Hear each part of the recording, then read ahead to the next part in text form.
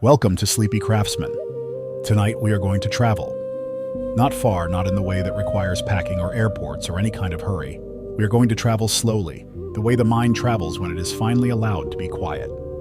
Over the course of the next 2 hours, we will visit 7 places in the world where ancient crafts are still being made by hand. We will watch skilled people work with materials that have not changed in centuries. We will follow slow processes from beginning to end, and with any luck, somewhere along the way, you will find yourself drifting gently, peacefully, into sleep. There is nothing you need to do, no notes to take, nothing to remember. Just rest and listen. Let us begin. Craft 1. Japanese Washi, paper making. Close your eyes for a moment and imagine a valley in the mountains of Japan. It is winter. The air is cold and completely still. A thin layer of snow rests on the rooftops of a small village, and the only sound in the world is the slow movement of water beneath a thin sheet of ice on the river. This is Echizen, a small town in the Fukui prefecture, nestled between forested hills and a river that has been running since before anyone can remember. And for over 1,500 years, the people of this valley have been making paper. Not the paper you reach for every morning beside your desk, not the paper that comes from machines and factories and enormous rolls of pulp. Something far older, far quieter, something made entirely by hand, one slow sheet at a time. This is washi, and tonight we are going to follow its making from the very beginning. It starts, as most ancient things do, with a plant. The kozo plant, a type of mulberry, grows in the fields surrounding the village. In late autumn, when the leaves have fallen and the stalks stand bare against the pale sky, the farmers cut the branches close to the ground. Long, straight stalks, each one carrying the fibers that will become paper. The stalks are bundled and brought to the workshop. They are heavy and damp from the morning frost. Inside, the workshop is warm, heated by a wood fire that has been burning since before dawn. The craftsman, a man whose family has made paper in this valley for 6 generations, sets the bundles in a large wooden vat of water and leaves them to soak overnight. By morning, the outer bark has softened. He peels it away in long, careful strips, working slowly from base to tip. The fibers beneath are white and smooth, like the inside of a young tree. He lays them flat to dry in the cold air outside, where they hang from wooden frames like pale ribbons against the gray winter sky. This drying takes most of the day. There is nothing to rush. The craftsman moves between tasks without urgency, tending the fire, preparing the vat, checking the water temperature with the back of his hand. His movements are slow and deliberate, the result of 10,000 repetitions over a lifetime of mornings exactly like this one. When the fibers are dry, they are brought back inside and placed in a large iron pot of boiling water mixed with wood ash lye. This is the cooking. The fibers simmer for several hours, growing softer and more pliable with each passing minute. The workshop fills with a faint, clean steam, not unpleasant, something like the smell of a forest after rain. When the cooking is done, the craftsman lifts the fibers from the pot with a long wooden paddle and carries them to a stone basin of cold running water fed directly from the river. Here he washes them by hand, pulling them slowly through the current, letting the water carry away every trace of the lye, every impurity, every memory of what the plant once was. What remains is pure fiber, white as snow, soft as wool. Now comes the beating. The washed fibers are laid on a large flat stone and struck repeatedly with a wooden mallet. This is the most rhythmic part of the process. The sound of the mallet on the stone carries through the workshop in a slow, steady pulse. Once, twice, 3 times. A sound that has not changed in 1,500 years. The beating breaks the fibers down further, separating them into smaller and smaller threads until what remains is a kind of soft, white cloud of material, barely distinguishable from fog. This cloud of fiber is placed into an enormous vat of cold water. The craftsman stirs it slowly with a wooden paddle, watching the fibers spread and disperse until the water looks like thin white milk. Then he adds a small amount of neri, a natural mucilage made from the roots of the Tororo Aoi plant, which thickens the water slightly and helps the fibers float evenly throughout the vat. Now the forming begins. The craftsman lifts a wooden frame strung with a fine bamboo screen and lowers it slowly beneath the surface of the water. He draws it forward and up in one smooth, practiced motion, bringing with it a thin, even layer of fibers suspended in a shimmer of water. He rocks the frame gently from side to side, forward and back, encouraging the fibers to interlock and mat together into a single surface. Then he tips the excess water back into the vat and examines what remains on the screen. a sheet of paper. Fragile, translucent, still wet, and glistening in the light from the fire. He repeats this motion again and again. Each sheet is laid carefully on top of the last, separated by a thin bamboo screen. The pile grows slowly through the morning. 10 sheets, 20, 50, each one formed in silence, with the same unhurried movement, the same gentle rocking, the same examination of what the water has left behind. By midday, the sheets are ready to be pressed. A heavy wooden board is placed on the top of the pile and weighted down gradually over several hours, the pressure slowly squeezing the water out until the sheets are damp but firm. Then, one by one, they are peeled away and brushed onto the surface of a wide, flat wooden board that has been warmed near the fire. As the warmth reaches them, the sheets begin to dry. They tighten, flatten, become smooth. By late afternoon, they are ready to be peeled from the board, whole, perfect. Each one slightly different in texture and translucency, carrying within its surface the faint impression of the bamboo screen, a pattern as soft as breath. The craftsman holds one up to the window. Light passes through it like smoke through silk. He nods once and sets it down on the pile with the others. Outside, the sun is already low behind the hills. The river is darkening. In the village, a few lights have come on in the windows of houses. Somewhere nearby, a child is being called in for the evening meal. The craftsman covers his vat, banks the fire, and hangs his tools on the wall in exactly the order they have always hung. He pulls on his coat, blows out the lamp, and steps outside into the cold evening air. Behind him, in the dark workshop, 500 sheets of paper lie flat and still, drying in the warmth left over from the day's fire. Tomorrow, he will begin again, and it is that tomorrow we want to stay with. Not just the single day we have already followed, but the days that stretch behind those days, all the way back to the very beginning of this craft in this valley. Because washi, Japanese handmade paper, is not simply a material produced in a workshop, it is a civilization compressed into a sheet of translucent white. A record not of words, but of attention, of the accumulated knowledge of hands over 15 centuries. And to follow its making properly, to truly understand what is happening in that workshop beside the Okamoto River, we need to go back much further than one winter morning. We need to go back to the year 610. That was the year a Korean Buddhist monk named Doncho arrived at the imperial court of Japan. He came from the kingdom of Goguryeo, traveling by sea across the Korea Strait, and he brought with him a cargo of knowledge, astronomy, the art of grinding ink, the preparation of medicines. But among all the things he carried in his mind and in his hands, the one that would change Japan most profoundly was the knowledge of how to make paper. He had learned this art from Chinese scholars, who had themselves refined it over centuries, tracing their craft back to Kai Lun, a court official of the Han Dynasty who, in the year 105 of the Common Era, first recorded the process of making paper from bark and hempen cloth. Doncho stood before the craftsmen of the Japanese court and began to teach. He showed them how to select the right fibers, how to cook them in lye until they softened and became workable, how to beat them until they separated into a fine, even cloud of material, how to suspend that cloud in water and lift it onto a screen in a thin layer, and how to let that layer drain and dry into something new. Not bark anymore, not plant, not cloth, but paper. A surface. A possibility. The craftsmen of the court received this teaching with the particular intensity of people who understand they are standing at a threshold. They had been recording knowledge before this, of course, in marks pressed into wood and clay, in carvings on stone, in the long tradition of oral transmission passed from teacher to student across generations. But those methods were slow, fragile, impossible to multiply quickly. Paper changed everything. Paper meant that a thought written in the morning could be in someone else's hands by evening. It meant that the experience of a single lifetime could survive that lifetime. It meant that knowledge was no longer tethered to the body of the person who held it. But here is the thing about the Japanese that makes the story of washi different from a simple story of transmission. They did not merely receive the Chinese knowledge and replicate it. They looked at it with that particular combination of respect and restless curiosity that has always characterized Japanese craft culture. And they asked, what can this become? They began experimenting with different plants.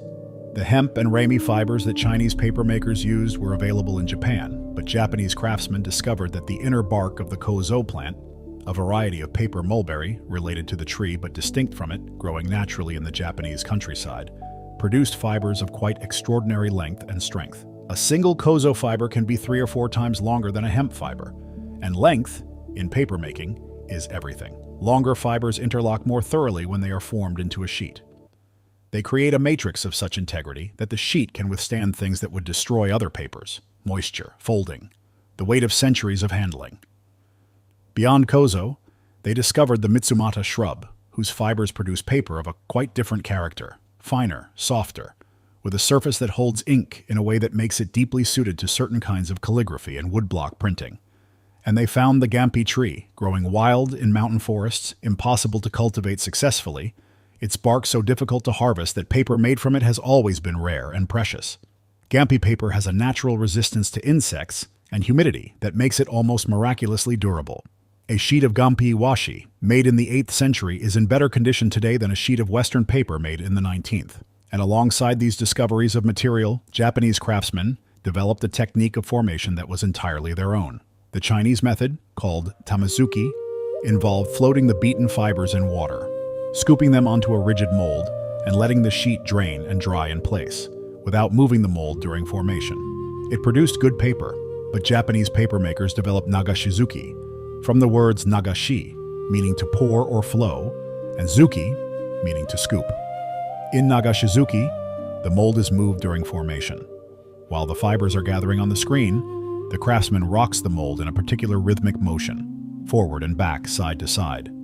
And this motion causes the long fibers to orient themselves in multiple directions simultaneously, building a sheet whose strength is distributed evenly in every direction, rather than concentrated along the axis of drainage. This motion is, to someone watching for the first time, deceptively simple. 3 or 4 seconds. A gentle rocking of a wooden frame in a vat of pale water.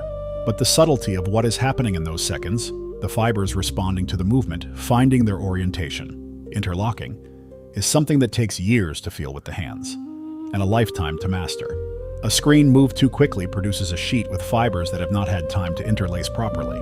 A screen rocked unevenly produces a sheet that is thicker on one side than the other.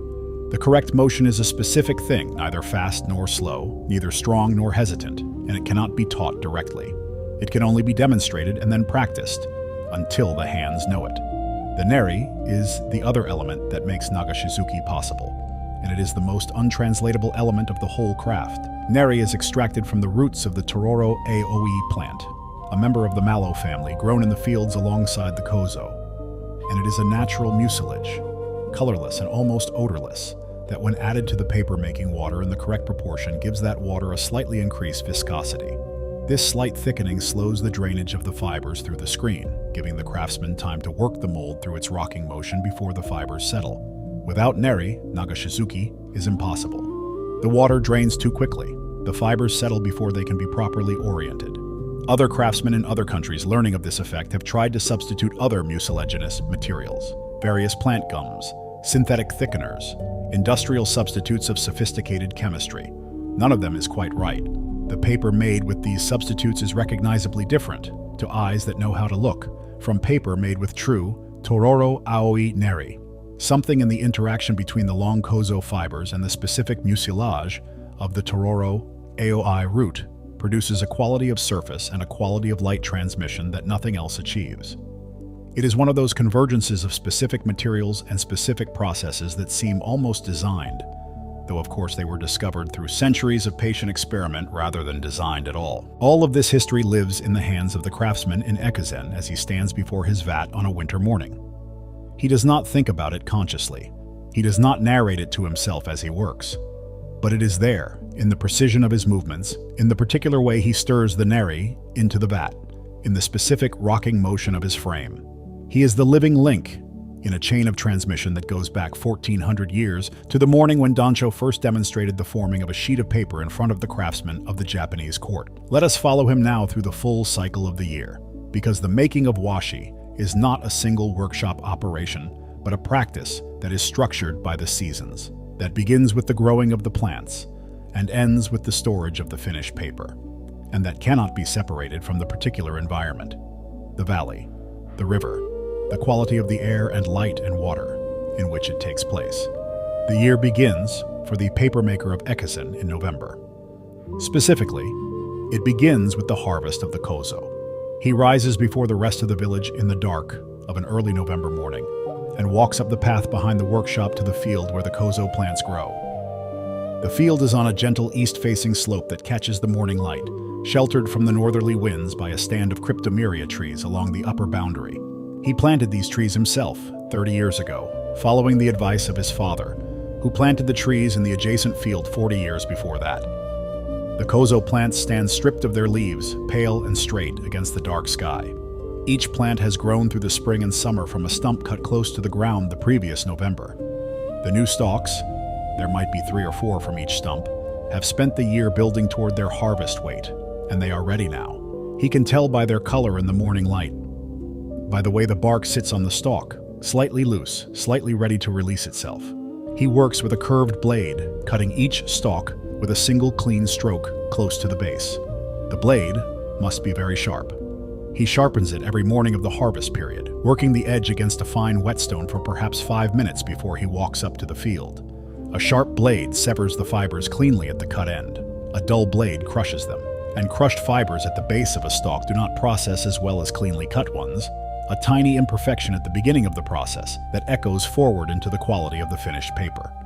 He is careful about this. As he cuts, he bundles the stalks. 10 stalks to a bundle, bound with a twist of straw. He has learned, from the mathematics of his equipment, exactly how many bundles he can process in a single steaming. He cuts that many, no more. The rest of the field will be cut tomorrow, and the day after. And the day after that, until the harvest is complete. He loads the bundles onto a small wooden cart and wheels them down the slope to the workshop. The cart wheels leave narrow lines in the frost on the path. The steamer is already heating. He lit the fire under it before he went up to the field, an iron vessel perhaps 2 meters long and half a meter deep, set on a stone base above a bed of burning hardwood. He loads the bundles into the steamer in careful layers, fitting them so that the steam will reach every stalk equally, and closes the heavy lid. While the kozo steams, he attends to other things. He checks the water level in the channel that feeds the washing basin. He brings in a load of firewood from the stack in the yard and stacks it beside the workshop fire. He looks over the bamboo screens hung on the wall, examining each one for damage. A single broken or displaced splint in the screen will leave a mark in every sheet formed on it, a streak of uneven thickness running the length of the paper. If he finds damage, the screen goes aside for repair. Only perfect screens go back on the wall for use. The steaming takes between 45 minutes and an hour, depending on the thickness and freshness of the stalks. He knows by experience when it is done, by the sound of the steam, by a slight change in the smell coming from around the lid, by a timing that has become as natural to him as knowing when rice is cooked. He opens the lid a few centimeters and tests a stalk with his thumbnail, pressing it against the outer bark. It gives. The bark is ready to release. He lifts the bundles out one at a time, carrying them to the peeling bench beside the steamer. The peeling must be done while the bark is still warm from the steaming. As it cools, it loses some of its willingness to release, and he will need to work harder and risk tearing the fibers. So he moves quickly but not carelessly, taking each stalk and finding the cut end, where he has left a small tab of outer bark slightly raised, and drawing it away from the stalk in a long, continuous strip. The outer bark, rough, dark, slightly scaly, comes first, in short, irregular pieces that he drops into a bin beside the bench.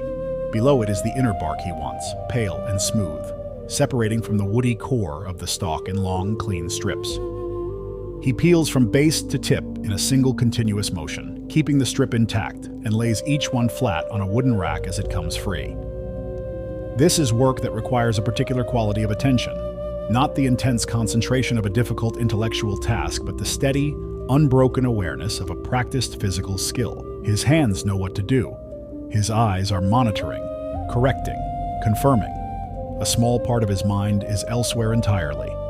In the valley, in the silence of the morning, in a thought that arrived during the walk down from the field and has not yet quite resolved itself. This quality of divided awareness, body working, mind partly free, is one of the pleasures of craft that is rarely spoken of but is felt every day by everyone who works with their hands at a task they know very well. The stripped bark is hung on drying frames set up in a sheltered corner of the yard. The frames are simple, wooden rectangles strung with horizontal poles, and the strips are draped across them, slightly separated with space for air to move between them. In good drying weather, this will take a day and a half. In the typical Echizen winter, with its low cloud and frequent rain, it can take 4 or 5 days. He checks the frames twice a day, turning the strips to ensure even drying, bringing the frames inside if the rain becomes persistent. When the bark is fully dry, it is pale and brittle, the color of old bone. He stores it in the workshop in labeled bundles, the finest material separate, protected, kept for orders that require the best. The middle grades fill the shelves in the workshop storage room.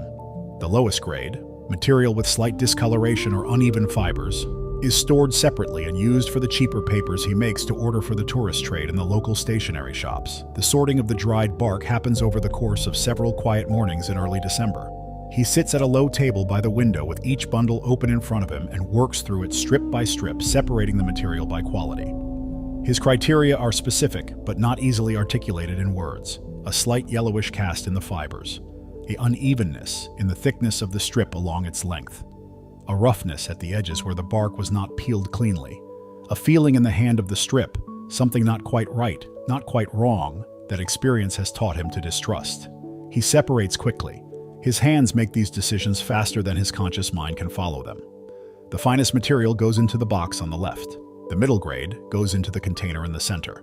The rest goes to the right. By the end of a morning of sorting, the winter's supply of raw material is assessed and allocated. And he knows, before he has even begun the processing, exactly what quality of paper this year's harvest will allow him to make. Now the soaking begins. He takes a portion of the finest bark, enough for one day's forming, and places it in a wooden basin of cold water from the channel. The water here, in December, is barely above freezing. He does not bother to check the temperature anymore.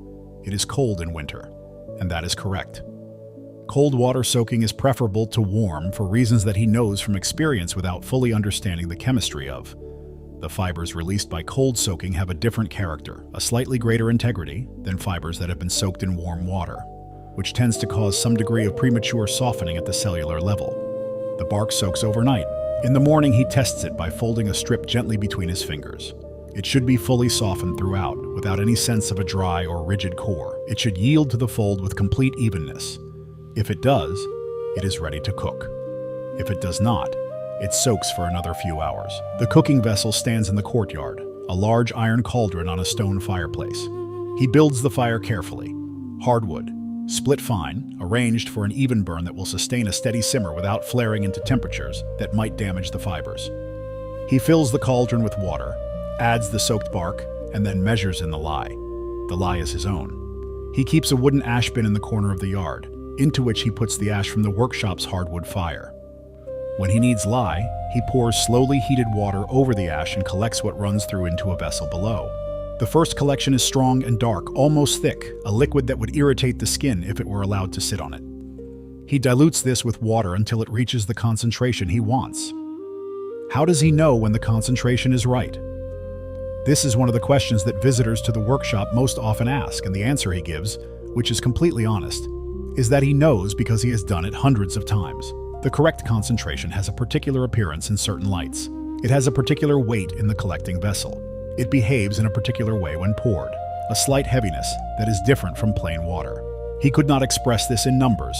He does not need to. The knowledge is in his body. The cooking proceeds for 3 to 4 hours, the fire maintained at a steady pace, the craftsman checking the fibers every 45 minutes by lifting a small amount from the pot and pressing it between his fingers. He is feeling for the moment when the fibers have given up their rigidity, when they can be pulled apart without resistance, when they have become something that might, with the right treatment, become paper. When that moment comes, he removes the pot from the fire and lets it cool slightly, then begins the transfer of the cooked fibers to the washing basin. This is done in handfuls, the fibers lifted from the lye solution and carried to the basin of running cold water, where he begins to wash them. The washing is the longest stage and, in certain ways, the most important. Every trace of the lye must be removed, not because small amounts of residual alkali would be immediately visible in the paper, but because any remaining lye will continue to act on the fibers over time, slowly weakening them. Paper that has been inadequately washed will begin to deteriorate within decades, rather than enduring for centuries. The museums and conservation departments that rely on Washi for restoration work test the acidity and alkalinity of the paper they buy. A paper that fails these tests fails the entire purpose for which it was made. He washes by hand in the cold water of the basin, which is fed directly from the river channel. His hands by this point in the year have adapted to the cold in the way that hands adapt when they are immersed in cold water every working day, not insensitive but accepting, understanding the cold as a fact rather than a discomfort.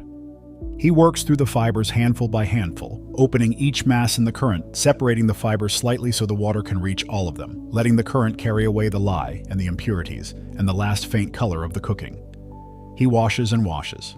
The water running from his hands gradually clears, from a slight brownish tint to a faint yellow to clear. He continues even when the water looks clear because the clarity of the drainage water is not the final measure. The final measure is the character of the fibers themselves, their whiteness, their softness, their luminosity when held up to the light. He tests them by this, taking a small tuft from each batch and holding it to the window when the light passes through it without obstruction, when the fibers glow as though illuminated from within, when there is no shadow of residual tint anywhere in their whiteness, the washing is complete. He lifts the washed fibers from the basin and lays them on a clean wooden board to drain. They rest there in a loose, white heap, still slightly wet, the individual fibers barely visible to the eye but present in their thousands in every handful of material. He covers them with a cloth and goes inside to eat his midday meal. In the afternoon, the beating. The beating stone is a large, flat piece of smooth granite set on a low wooden frame at a comfortable working height. It has been here since his grandfather's time, possibly longer. The stone is worn in a slight hollow at its center from the impact of 10,000 sessions of beating. A depression so gradual that it is invisible unless you look for it, but present when you run your hand across the surface. He runs his hand across it now, as he always does before beginning, feeling the smoothness of the worn center, the slight roughness of the unworn edges. He takes the first handful of wash fiber and distributes it across the stone in a thin, even layer, lifts the mallet, and begins. The mallet is heavy, made of dense hardwood, with a head about the size of a large fist. The handle is worn smooth from years of use, its surface slightly darkened where his right hand grips it during the downstroke. He strikes the fibers with overlapping blows, working from one side of the stone to the other, then turning the mass and working again from the other direction. The sound fills the workshop, a steady, slightly hollow thud, each blow landing at the same force, the same rhythm, the same precise angle. This rhythm is not fast. It is the rhythm of something that takes as long as it takes. A bowl of fibers might be beaten for 30 minutes before it reaches the right state. Then he sets it aside and begins on the next bowl. Between bowls, he checks his work. He takes a small pinch of beaten fiber and holds it up between his fingers, pulls it gently apart, watches how it separates. He is looking at the length of the individual filaments, at how they relate to each other, at a quality that is both visual and tactile, a kind of luminous looseness, a readiness in the material to become something else. Too little beating, and the fibers are still too distinct, too individual, not yet willing to lie together in a sheet. Too much, and they have been shortened and damaged, their length sacrificed, their future paper weakened before it is even formed. His father could tell by smell when the fibers were ready. He could not explain how. He simply said, "You will know one day."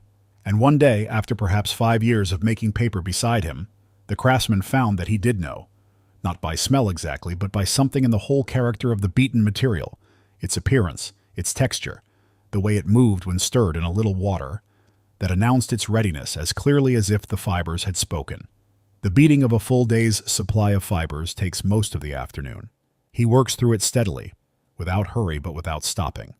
The rhythm of the mallet becomes over the hours almost below the level of consciousness, a background pulse, like a heartbeat, that continues while his attention moves above it, noticing the quality of the light changing as the afternoon progresses, hearing the occasional sound from the village below, feeling the temperature of the workshop dropping slightly as the day moves toward evening. When the beating is done, he carries each bowl of beaten fiber to the vat and distributes it with the paddle. The vat is filled with cold water from the channel. He stirs carefully, watching the fibers spread into the suspension. Then he measures the neri from the prepared vessel beside the vat, pours it slowly, watching the water change its character slightly as the mucilage disperses, and stirs again.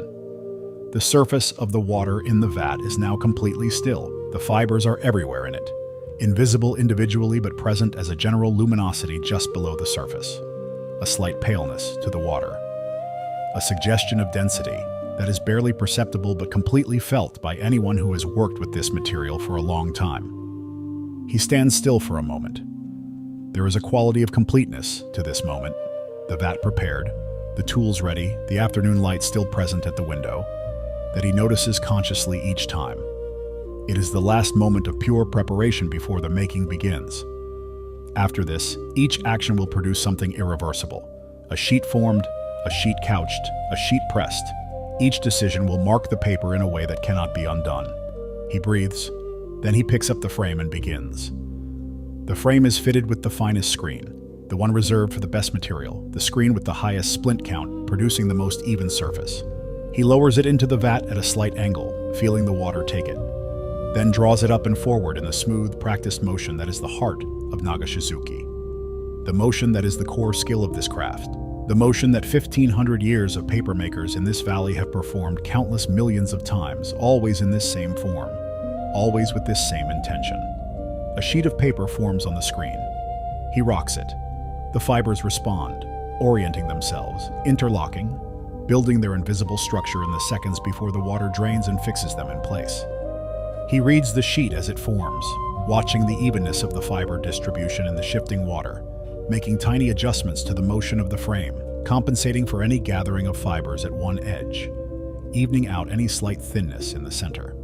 Then he holds the frame still and watches the last of the water drain. The sheet is formed. He examines it in the window light, a slight inclination of the frame toward the light, an inspection that lasts perhaps 3 seconds. He is looking for evenness, for the particular luminosity that tells him the fibers are correctly distributed, for the absence of any streaks or thick spots or thin places. He nods. He couches the sheet, laying the frame against the couch board and peeling the screen away with the practiced smoothness that comes from a lifetime of exactly this motion, and begins again. He will form 50 sheets before the day is done, each one in this same motion, each one examined and accepted, or set aside for a second examination that more often than not leads to its acceptance too.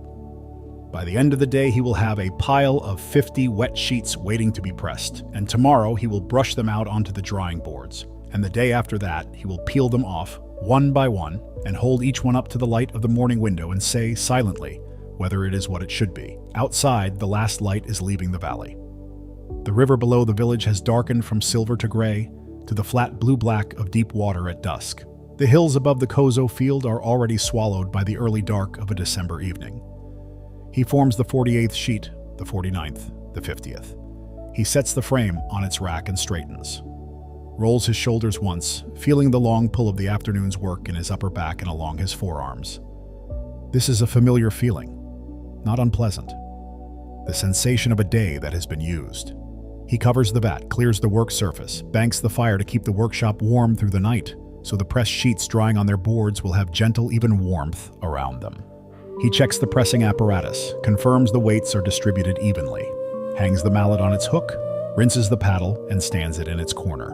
The last thing he does before leaving is walk the length of the workshop and look at the drying boards. The sheets from yesterday, nearly dry now, their surfaces smooth and slightly luminous in the firelight. He runs a fingertip across one surface, feeling the texture of the bamboo screen just barely present, like the faintest, embossed pattern in the material. It is good paper. He knows it without having to think about it. It is the kind of paper that will still be here, doing what paper does, holding words, holding images, holding the evidence of someone's attention and care, long after everyone in this room, in this village, in this century, has returned to the earth. He blows out the lamp above the workbench. The firelight takes over, shifting an amber, reaching the corners of the workshop in a slow pulse. He steps outside. The cold of the December evening arrives immediately, clear and very still. Above the hills, the sky is dark and full of stars. More than the city shows, more than most places show, because this valley has always been too small and too far from any large settlement for its light to compete with the sky. He stands in the cold for a moment and looks up. The same stars were above this valley when Dancho arrived at the imperial court with his knowledge of paper-making.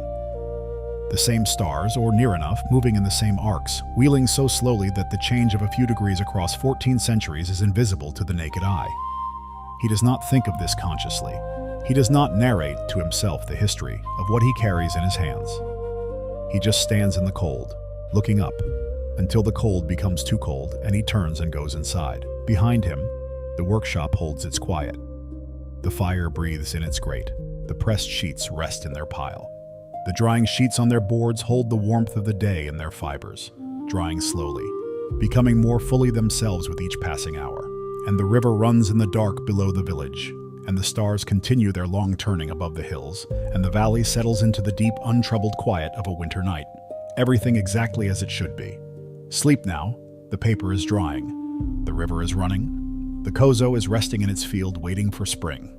And you have followed one craft through one day and 1 year and one lifetime and 14 centuries. And you are tired now.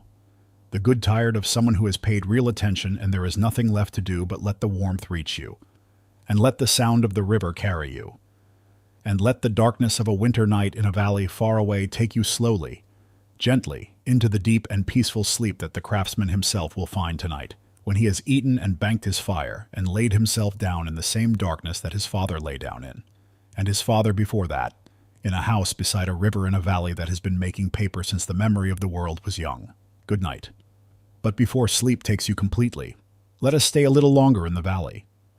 Let us follow the paper beyond the workshop, into the hands of those who have been waiting for it, who have been ordering it, sometimes for years in advance, and who know exactly what it is they are receiving when the flat wooden box arrives and they lift the lid and hold the first sheet up to the light.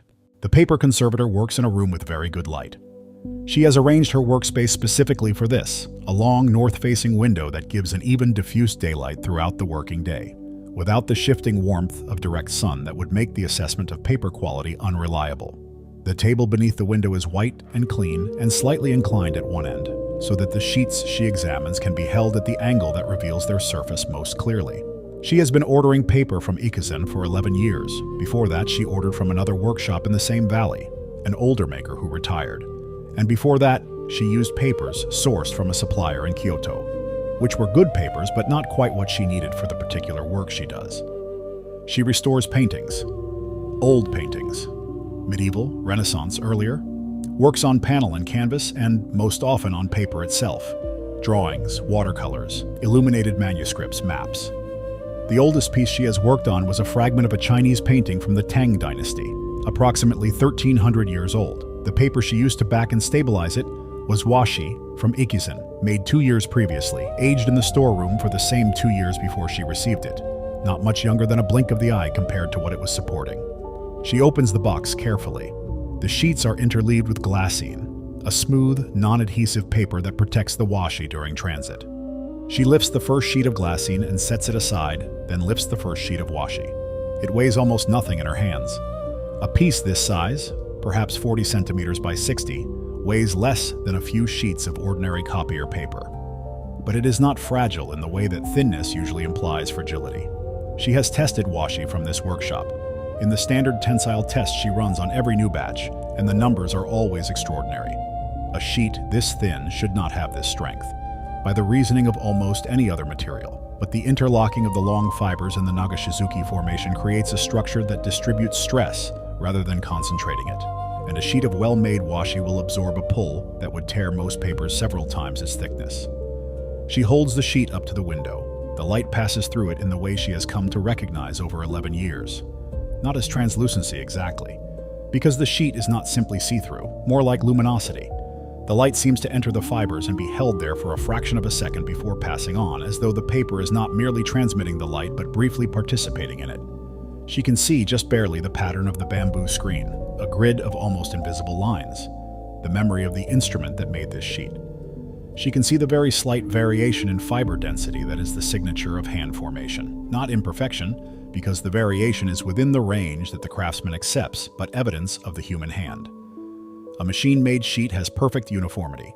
A handmade sheet has a kind of breathing quality. It is not all the same, and this quality of not being all the same is part of what makes it better for her purpose. The slight variation means the sheet will respond to moisture and adhesive in a slightly more forgiving way than a uniformly dense sheet would.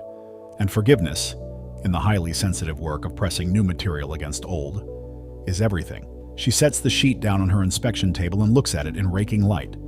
a small lamp held at a very acute angle to the surface, revealing the surface texture with maximum clarity. What she sees is what she hoped to see, a surface that is smooth without being glassy, that has a very slight texture, the texture of the bamboo screen, barely perceptible under the fingers, that is perfectly even across the whole sheet. No bubbles, no thick spots, no streaks where the fibers gathered unevenly during formation. She checks the pH. A small strip cut from one corner of the sheet, dissolved in distilled water, registered 7.2 on her meter. Slightly alkaline, which is what she wants. Slightly alkaline paper acts as a buffer against the acids that are the chief enemies of old works on paper. An acid paper placed in contact with an ancient work would eventually contribute to its deterioration. An alkaline paper protects it. She makes a note in her records. Date received, workshop, grade, weight, pH, test results, reference number.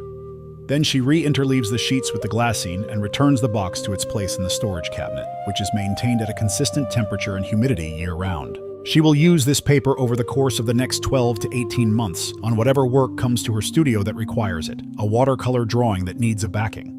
A torn illuminated page that needs a repair. A map from the 16th century with a long crack running across its center that needs to be bridged with a material strong enough to hold, but thin enough to be invisible. For each of these uses, she will cut a piece of the washi to the size she needs, prepare it with the appropriate adhesive, and apply it with the tools and techniques that are, in their own way, as specific and as deeply learned as the techniques that made the paper. The paper is not the end of the story. It is the beginning of another story, the story of what it supports and protects. And how, and for how long? How long? That is the question that haunts all conservation work. How long will this repair hold? How long will this backing remain stable? How long before the chemistry of the materials changes in ways that begin to harm rather than help? For Washi from Echizen, the answer that the evidence supports, the evidence of the paper itself, of works that have been repaired or backed with similar material centuries ago and are still stable today, is a long time, a very long time, measured in centuries rather than decades. The paper that this conservator is handling today, if the conditions are right, may still be doing its work 500 years from now. She finds, every time she considers this, a quality of emotion that she does not have a precise word for, something between awe and steadiness. The paper in her hands is newer than almost everything she works on, but it is already part of the same long project. The project of preservation, of the refusal to let beautiful and important things simply dissolve into time. The craftsman who made this paper, standing at his vat in the winter morning in Echizen, was doing the same work she is doing, though he would not necessarily describe it that way. He was simply making paper, but the paper he made carries within it the intention to endure, and that intention will outlast both of them by centuries. She closes the cabinet and turns off the inspection lamp. The room is quiet. Outside her north-facing window, the light is shifting. The overcast that has been building since morning is deepening toward afternoon. She looks out at the trees in the courtyard below, the bare branches moving slightly in a wind she cannot feel from here. She thinks briefly of the valley in Japan where this paper was made. She has never been there. She has a photograph, sent by the craftsman's daughter, who now handles much of the export correspondence, of the workshop from outside, a plain wooden building with a water channel running along its side, and in the background the bare winter hillside. It looks simple. It looks like nothing special from the outside, but she knows what happens inside. She knows from the paper she holds each year the quality of attention that happens inside that plain building, the precision of the harvesting, the care of the cooking, the patience of the washing, the rightness of the beating, the practiced exactitude of the forming. She knows it in her hands from years of working with the paper, feeling what it can do and how it does it. This is how knowledge lives and moves in the world of craft, not only in the hands of the craftsman who makes, but in the hands of those who receive the made thing and use it, and develop in doing so a knowledge of the material that is as deep, in its way, as the maker's own. The conservator does not know how to make washi, but she knows washi in the way that a musician knows a particular instrument. From long acquaintance, from the experience of what it responds to, from the accumulated evidence of what it will and will not do. The craftsman in Echizen will never meet this woman. They have exchanged letters, polite, technical, focused entirely on the paper. But they have never been in the same room. Yet there is a conversation between them that is ongoing, that has been going on for 11 years, and it is conducted entirely in the medium of the paper itself. She writes her requirements, weight, surface quality, format, and he responds with paper that either meets those requirements or does not. And she writes back with an assessment and he adjusts, and the paper that arrives the following year is slightly different, slightly more exactly right. This is the conversation that craft makes possible. The long, patient exchange between the person who makes and the person who uses, across whatever distance separates them, in the language of the made thing. Now let us return to Echizen one last time tonight. Let us return to the workshop as the winter deepens, not to the harvest, or the steaming, or the beating, which we have already followed in their detail, but to a quieter moment. A moment that happens not every day, but occasionally, perhaps once or twice in a winter, and that the craftsman looks forward to without being able to say exactly why. It is the moment when he opens the oldest box in the storeroom. The storeroom is a small room at the back of the workshop, unheated, with thick walls that keep it at a relatively stable temperature through the year. Cool in summer, cold but not freezing in winter. The walls are lined with shelves, and on the shelves are stacked the flat wooden boxes, each one labeled in pencil on a small paper tag attached to the handle. The year, the grade, the Kozo source. The oldest box currently on the shelves is from 7 years ago, paper made during a year when the Kozo was exceptionally good. When the water in the river ran particularly clean through a dry autumn, when the conditions of the craft aligned in ways that do not happen every year. He goes to the storeroom with a specific purpose today. A museum in Kyoto has written asking for paper for a restoration project. A very important project, he gathers from the careful formality of the letter. And they have asked specifically for aged paper of the finest grade. He has been saving the 7-year-old paper for something like this. He lifts the lid of the oldest box. The smell that reaches him is clean and slightly mineral, the smell of paper that has been made correctly and stored correctly for a long time. Nothing musty, nothing of age in the deteriorating sense. Just a clean, dry quietness, with a faint suggestion of the Kozo field in autumn and the cold water of the river, and the particular quality of winter mornings in this valley. He lifts the first sheet. It is different from the fresh paper he made this week. Not dramatically different, not different in a way that would be obvious to someone unfamiliar with washi, but to his hands, to his eyes, to the combination of senses that he has been developing for 40 years, the difference is clear and significant. The sheet is stronger, not in a way that he can measure, but in a way that he can feel, a quality of settled permanence, as though the fibers have made a final peace with each other over the years of resting. The surface is smoother, the texture of the bamboo screen that formed it now so subtle that it is barely present. The sheet holds the light differently, more evenly, with a deeper luminosity, as though the paper has been slowly learning to do what paper does best. He holds it to the window for a long time. He is not assessing it exactly. He has already assessed it. It is exactly what he expected it to be, exactly what 7 years of careful storage in this room have produced. He is holding it for another reason, a reason that is harder to name. Something like acknowledgement, something like the satisfaction of having done what he intended to do and having it come out right. He sets the sheet down carefully and counts out the number the museum has requested. He interleaves them with glassine. He places them in a clean, flat box, which he wraps carefully and addresses in his slow, deliberate handwriting. He will take it to the post office in the morning. The paper will travel from this valley to Kyoto, a journey of a few hundred kilometers, which in the grand scale of these things is barely a step. In Kyoto, it will be received by conservators, who will do with it something similar to what the conservator in the distant city does with her paper. Test it, assess it, set it aside to be used on a work whose age and importance make the quality of the repair material a serious matter. The paper will touch something old, something made by hands long gone, in a moment of attention that was itself, in its time, simply work. And the paper will hold that old thing steady, bridge its gaps, support its fragility, carry it forward another few hundred years. This is what the craftsman makes. Not just sheets of paper, not just a product for a market. He makes time. He makes the future possible for things that would otherwise not reach it. He does not think of it this way. He closes the storeroom door and goes back to his workbench and picks up the frame for the afternoon's forming. His mind is on the vat, on the temperature of the water, on whether the nere is properly dispersed, on the particular quality of the light at this hour of the afternoon that he has learned, over many years, affects the way he can assess the sheets as they form. He is simply doing his work, and the work, as it has always done, will endure. Outside, the winter valley has gone very quiet. A light snow is beginning to fall, the first of the season, soft and small-flaked, drifting down through the still air without any particular hurry. It settles on the frames in the yard.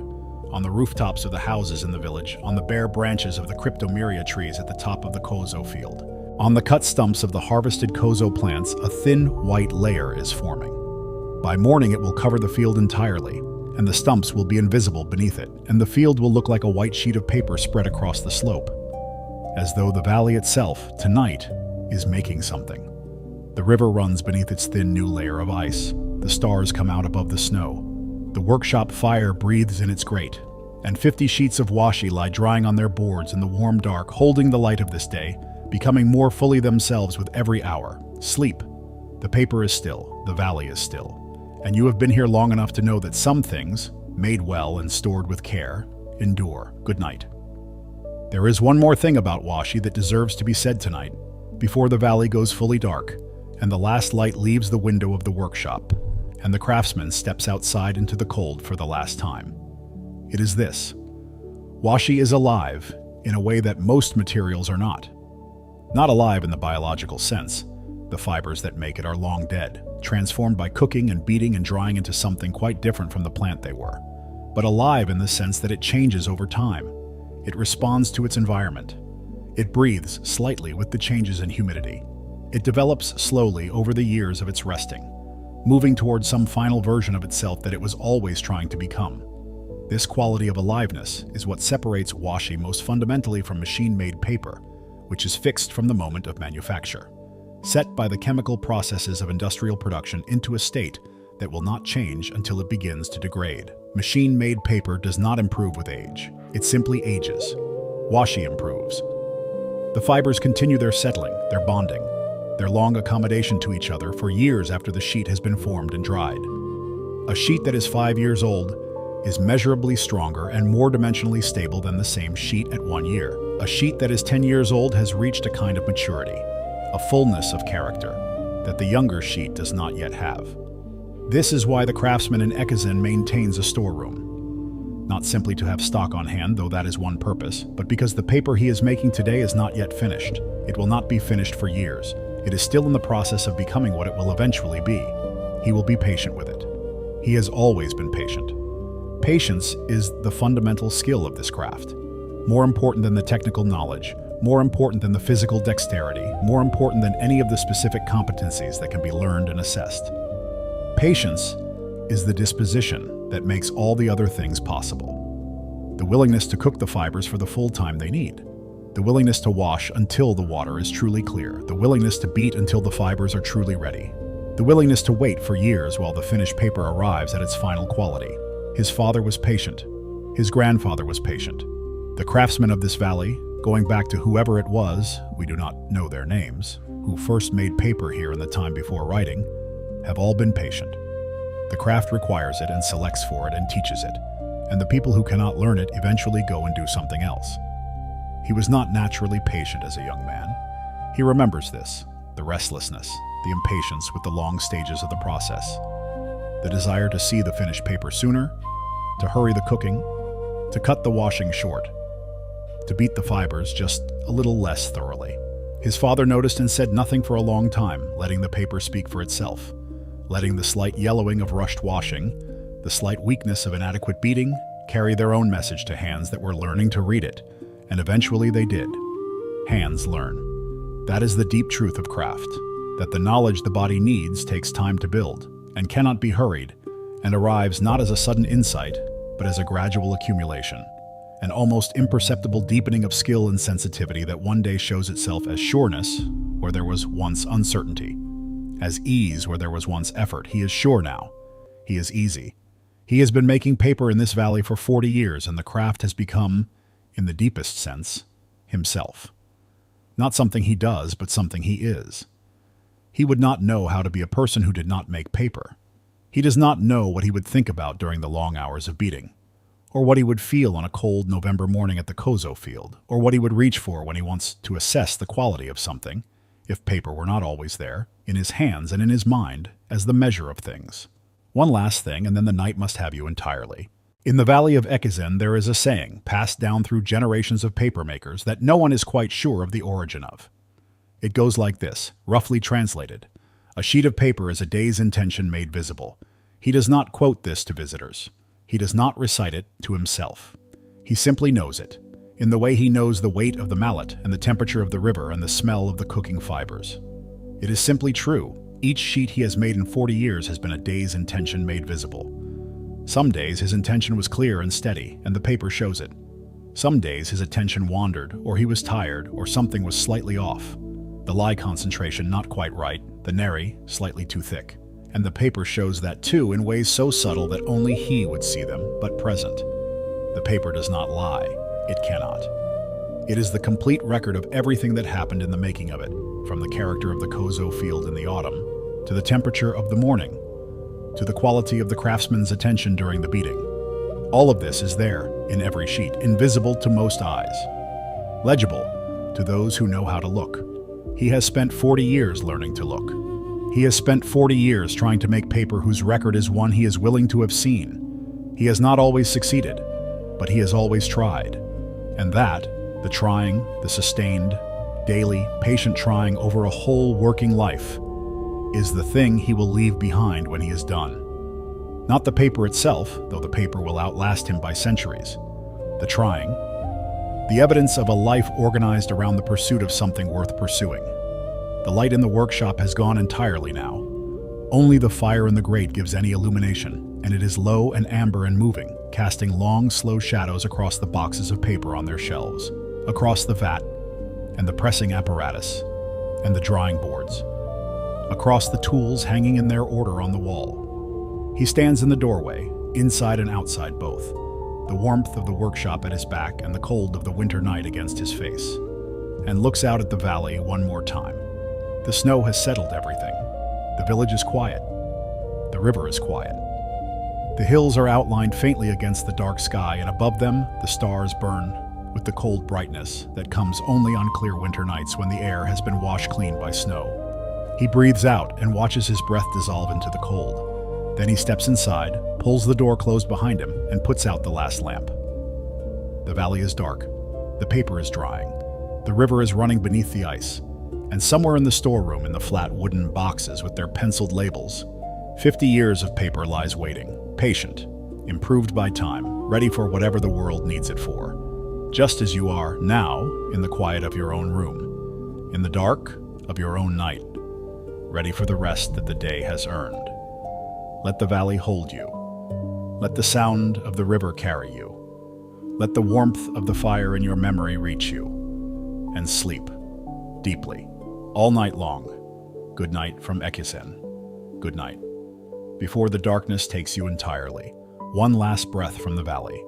In the morning, when the craftsman returns to the workshop, the first thing he will do, before the fire, before the water, before anything else, is walk to the drying boards and stand before them in the gray morning light and look at the sheets that dried overnight. This is the moment he made the paper for. Not the selling of it, not the praise of those who receive it, not any external acknowledgement at all, just this, the quiet, private moment of standing before the finished sheets in the morning light and knowing whether they are what he intended them to be. Sometimes they are. Sometimes they exceed what he intended, the fibers finding a formation in the vat that he could not have planned.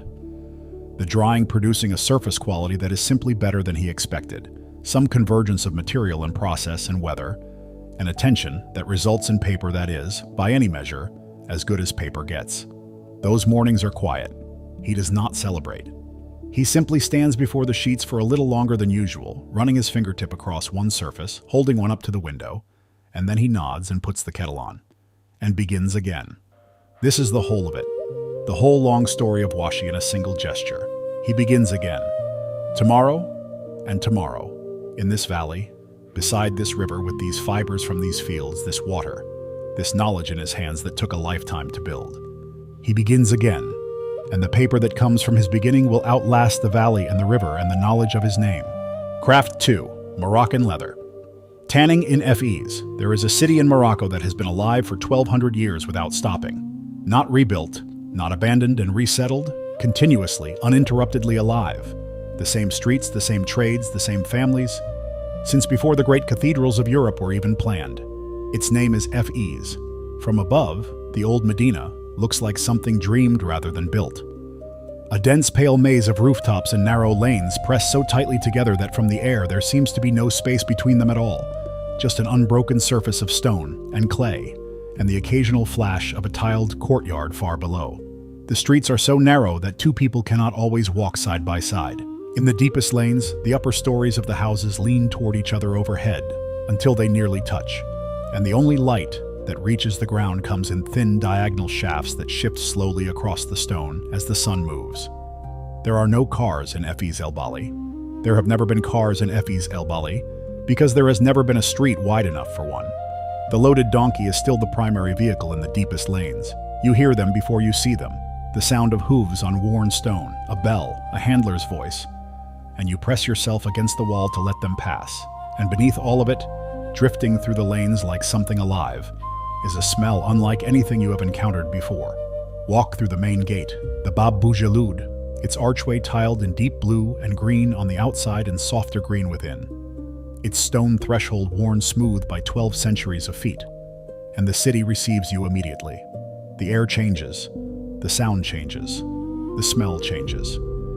You are inside something old, something that has not changed in its structure or its purpose or its essential character in hundreds of years. The shops on either side of the lane just inside the gate sell the same things they have always sold. The bread ovens are in the same positions they have always been in. The fountain in the small square ahead is the same fountain, repaired and retiled but fundamentally unchanged, that has been there since the Marinid dynasty. Walk deeper, past the spice sellers and the silver merchants and the men who weave on narrow looms in doorways. Past the children, running home from the Quranic school, their voices bright in the cool of the lane. Past the cats, there are always cats in Efes, sleeping in doorways and on window ledges and on the warm stone of the walls in the afternoon sun. Completely at home, in a city that has been home to their kind for as long as it has been home to anyone. Walk until the lanes narrow further and begin to tilt slightly downward, and the smell arrives. Not unpleasant, not exactly pleasant either. Simply overwhelming, in the way that something very old and very specific is always overwhelming. It bypasses the categories of nice and not nice entirely and arrives as a fact. The way the smell of the sea arrives when you come over a hill, and there it is. This is the smell of leather being made, of animal hide being transformed by chemistry and time into the material that will become the shoes and bags and belts and book covers that fill the shops you passed on the way in. It is the smell of organic matter in the process of becoming something else. The smell of transformation. You follow it down, and then the lane opens, without warning, as things open in Efes without any architectural announcement, onto a terrace. And below the terrace, spread across a wide, flat area of the old city like an enormous painter's palette seen from above, are the tanneries of Shuara. Stop here, do not speak, just look. Round stone vessels, dozens of them, packed close together with barely room for a man to stand between them. Each one perhaps 2 meters across and a meter deep, and in each one, color. A color so saturated, so present, so completely itself that it seems to glow from within rather than simply reflect the morning light. Saffron yellow, the color of old gold, an afternoon light, and the inside of a pomegranate. Poppy red, deep and burnt and warm, the color of the babouche slippers that line the shop windows of the Medina in long bright rows. Indigo, the blue of a clear winter sky at the precise moment before it darkens into night. And in the center, the oldest pits of all, filled with a pale, chalky white that is not a color exactly, but the absence of color, the beginning of everything. These are the tanneries of Shuara. They have been here since the 11th century, when the Almoravid dynasty was remaking the city and the leather trade was already the economic heart of Fes. 900 years. The same vessels in the same place, doing the same work by the same methods, with the same materials, by the descendants of the same families who worked them when they were new. The men in the pits are called dabakin, tanners. Some of the families working here today have been tanners in Fes for 500 years. The knowledge of this craft, the specific proportions of the lime solution, the exact temperature of the dye bath, the precise moment when a hide is ready to come out of the white pit and go into the vegetable tannin. This knowledge has moved from father to son to grandson in an unbroken chain for so many generations that no one can identify where it began. It simply exists in the hands and the nose and the eyes of the men standing knee-deep in the vessels below you, as naturally and as unremarkably as the ability to walk. The leather arrives at Chawara raw, Cowhide mostly, though sheepskin and goatskin come too, each with its own character, its own grain, its own particular response to the tanning process. The hides come from the slaughterhouses outside the city, still carrying the smell and the memory of the animal. They are stiff and unworkable in their raw state, beginning already to stiffen further as they dry. Left untreated, a raw hide will putrefy within days, rotting from the flesh side while hardening into an unusable board from the hair side. The entire purpose of tanning is to interrupt this process, to transform the raw collagen of the hide into a stable, flexible, durable material that will not rot, will not stiffen irreversibly, and will last if treated with care for a century or more. The first step is the white pit. A man descends into it before you have been watching for very long. He steps over the stone rim and lowers himself into the pale solution as easily as stepping into a bath. The ease of someone who has done this 10,000 times, for whom this vessel and this liquid and this particular quality of morning light are as familiar as the interior of his own house. The solution comes to his knees. He reaches down and begins working a hide, folding it through the liquid in long, slow movements, using his arms and his body weight to ensure the solution reaches every surface. The white solution is a mixture of water, quicklime, and pigeon dung.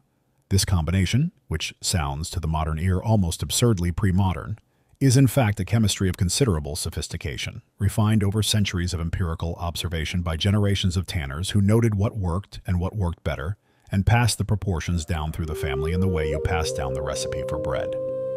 The quicklime raises the alkalinity of the solution to a level that begins to loosen the hair from its roots and break down the outer layer of the skin.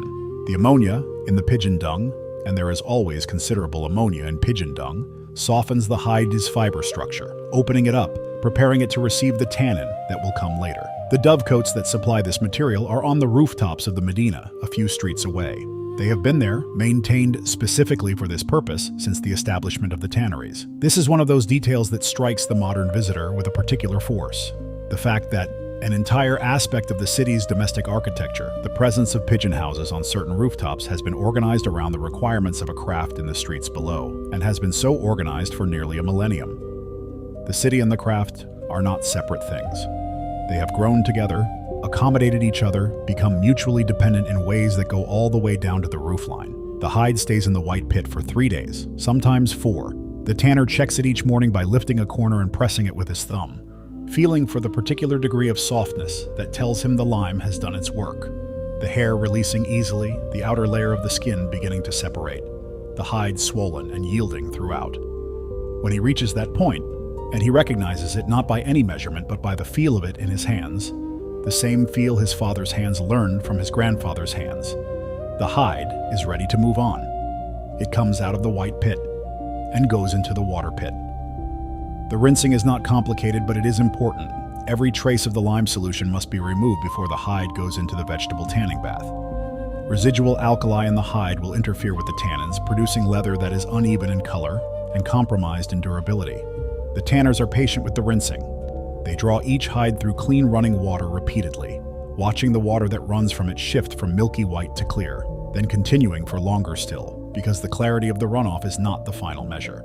The final measure is the character of the hide itself, its suppleness, its readiness, the quality that only hands long trained to read it can assess. The rinsed hides are draped over the stone walls of the tannery to drain. Seen from the terrace above, they look almost domestic, like laundry hung out on a fine morning, great dark shapes draped over pale stone, the morning light catching the wet surfaces. Up close, each one is the size of a door and weighs 20 kilograms. The men who move them do so with a particular technique developed over a working lifetime, hoisting the hide over one shoulder, balancing its waterlogged weight against the body, moving between the narrow pathways between the pits with a careful, practiced step. Now comes the tanning itself.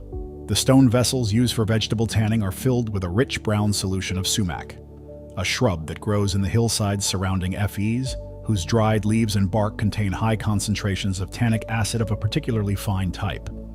The sumac solution smells of autumn forests and something astringent beneath that, something that makes the back of the throat tighten slightly. It is not an unpleasant smell, only a specific one, carrying in it something of the hillsides where the shrub was cut, and the drying sheds where the leaves were stored, and the stone of the vessels that have held this liquid for centuries. The tannins in the sumac solution bond to the collagen fibers of the hide at the molecular level. This is tanning in its chemical essence, the replacement of the water that previously kept the collagen fibers separate and flexible with molecular bonds that hold them in a stable relationship without destroying their flexibility. A hide that has been through the sumac bath is leather in the full technical sense. A material that will not rot, will not putrefy, will not revert to the raw state it came from. It has been permanently transformed. But the transformation takes time. A thin goatskin might need 10 days in the sumac bath. A heavy cowhide might need 3 or 4 weeks. The tanner assesses the progress by cutting a small sample from the edge of the hide and examining the cross-section. In an under-tanned hide, the cut shows a pale, untreated core visible in the center of the cross-section, surrounded by the darker, tanned leather on both sides. As the tanning progresses, that pale core shrinks. When the cross-section is uniform in color all the way through, when there is no longer any pale interior visible, the hide is fully tanned and ready for the next stage. The man who reads these cross-sections at Chawara is a man in his late 60s whom everyone in the tannery calls simply the malam, the master. He has been working these pits for 50 years. His father worked them before him. His knowledge of the tanning process is the deepest of anyone here, not because he has studied it, though he has observed it every working day of his adult life, but because 50 years of daily observation and daily decision-making has built in him a kind of knowledge that is indistinguishable from instinct. When he lifts a hide from the sumac bath and bends it in his hands, he is not consciously applying criteria. He is simply knowing. The leather tells him what it needs, and his hands understand the language. He moves through the tannery with an unhurried authority that the younger men watch without appearing to watch. When he stops at a pit and lifts a corner of leather and examines it, the man working that pit becomes slightly more alert, without becoming visibly so. When the malem moves on without speaking, it means the work is right. When he pauses and says 2 or 3 words, it means an adjustment is needed, more time in the bath, or a transfer to a stronger solution, or something about the temperature or the weight of the hide that requires a change. The younger men carry out these adjustments without question. The malem does not explain himself. After 50 years in these pits, explanation would be beside the point. The dye pits are what the photographers come for. They are the visual heart of the tannery, the element that makes Chawara one of the most photographed craft sites in the world, the thing that every visitor to FEs is directed to see from the terraces of the leather shops that surround them, and they deserve that attention. The colors in those pits are not a reproduction of something. They are not a simulation or a recreation. They are the thing itself, the actual saffron, the actual poppy, the actual walnut, mixed fresh each morning in stone vessels that have held color since before the printing press existed. The saffron pit is the one that stops people entirely. Saffron, the dried stigmas of the Crocus sativus, hand-harvested from fields in the hills outside FEs, produces a yellow that no synthetic dye has ever quite matched. Not simply because of its color, though the color is extraordinary, a warm, living gold that shifts between amber and orange depending on the concentration of the bath and the character of the hide receiving it, but because of the quality of the color in the leather surface. Natural dye does not sit on top of the leather. It enters it, bonds with it, becomes part of the material in a way that means the color is not a coating that will wear away, but a characteristic of the leather itself that will deepen and enrich over years of use. The tanner who works the saffron pit has been doing so for 22 years. His lower legs and feet are stained permanently yellow to the knee, a color that no amount of washing entirely removes, that has simply become part of him. The mark of his specific place, in the craft and in the tannery. He works the hide with his feet and hands simultaneously, standing in the warm golden solution, treading the leather against the stone floor of the vessel, working the dye into the fibers with the rhythmic, physical movements of a man who is not thinking about what he is doing, because thinking is no longer necessary. His hands and feet know this. They have always known this, or close enough to always, that the beginning of the knowing is beyond his memory.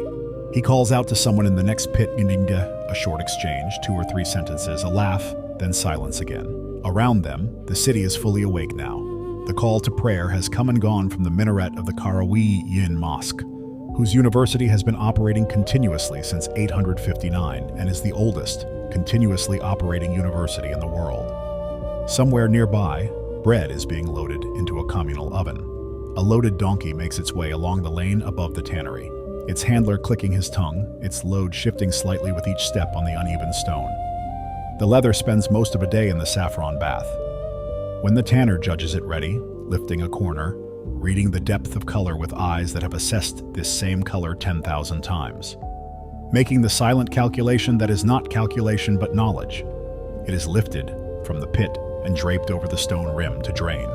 The excess dye runs back into the vessel in thin rivulets, gold on stone, a color so saturated it seems almost to glow in the morning light.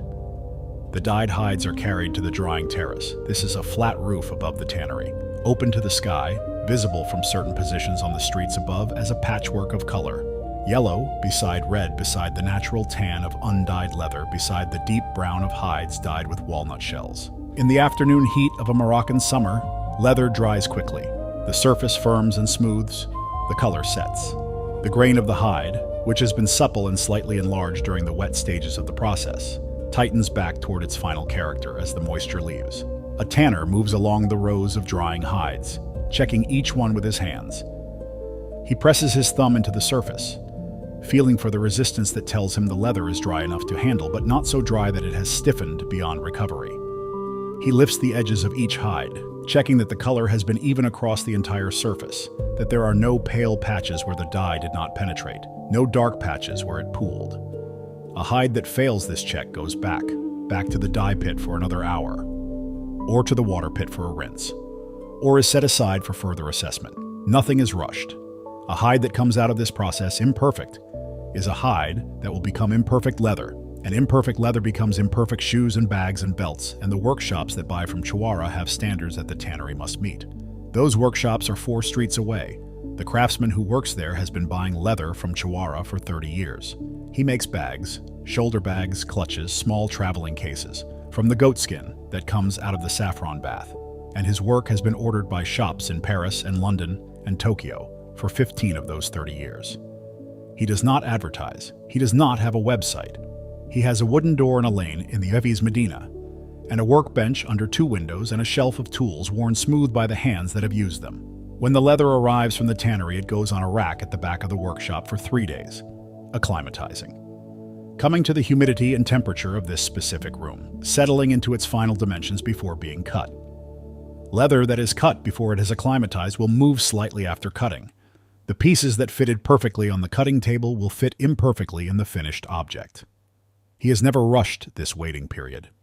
He learned not to in his first year, from a bag whose seams pulled in the wrong direction after 6 months of use, and the lesson went in deep.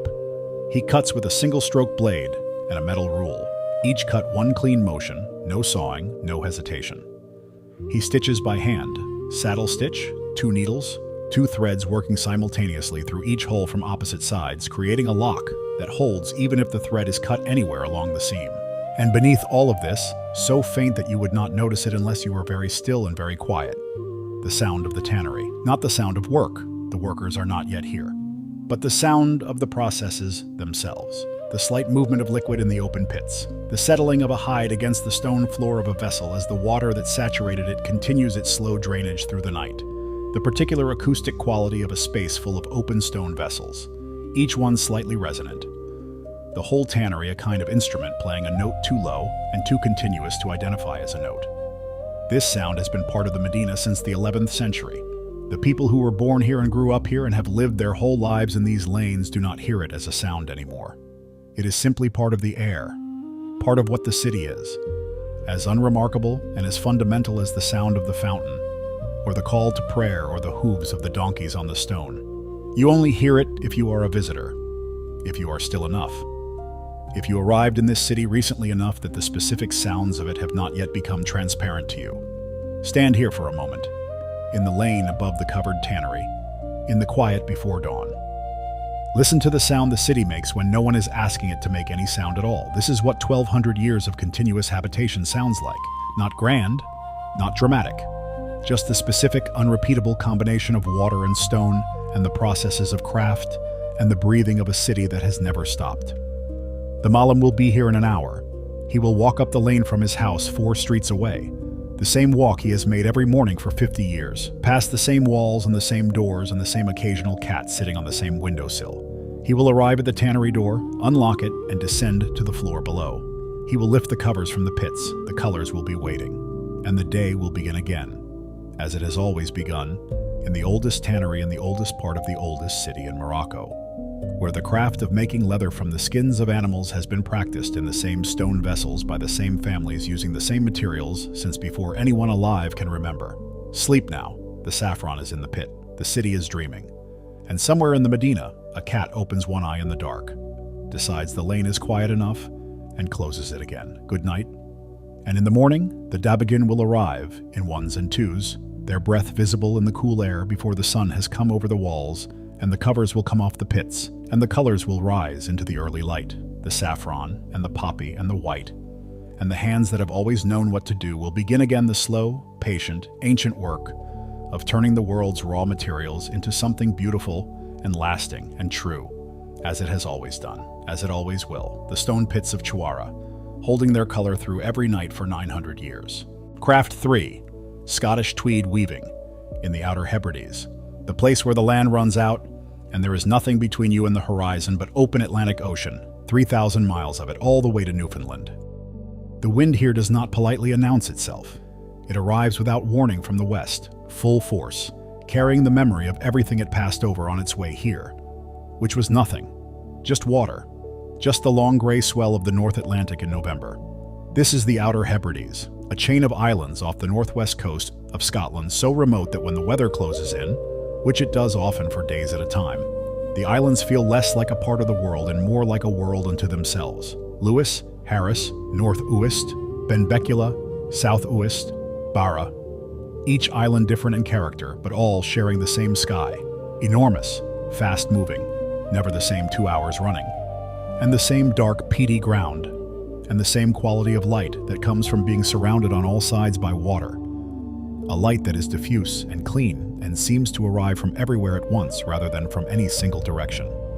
And here on these islands, in small stone cottages and wooden outbuildings set back from the shore, something extraordinary has been happening for over 150 years. The weavers of Harris Tweed have been making cloth, by hand, on looms set up in their own homes, from pure wool that has been dyed and spun on the islands themselves, one shuttle at a time, one thread at a time, in conditions that would stop most industries cold. The wind, the rain, the Atlantic in full temper against the stone walls of the weaving shed, and producing from all of this a cloth so specific, so unlike anything made on anywhere else in the world, that it has its own law protecting it.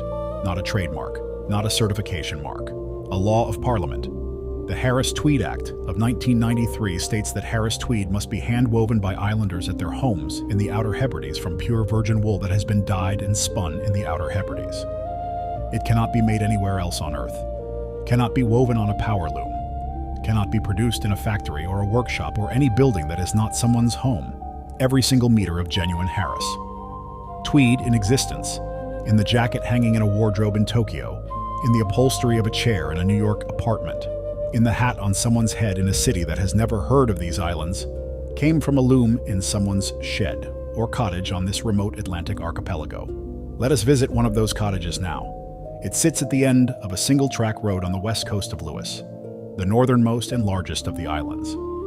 The road is narrow enough that passing another car requires one of you to reverse to a passing place, and on this particular morning there is no other car to pass because it is still early and the weather has come in overnight.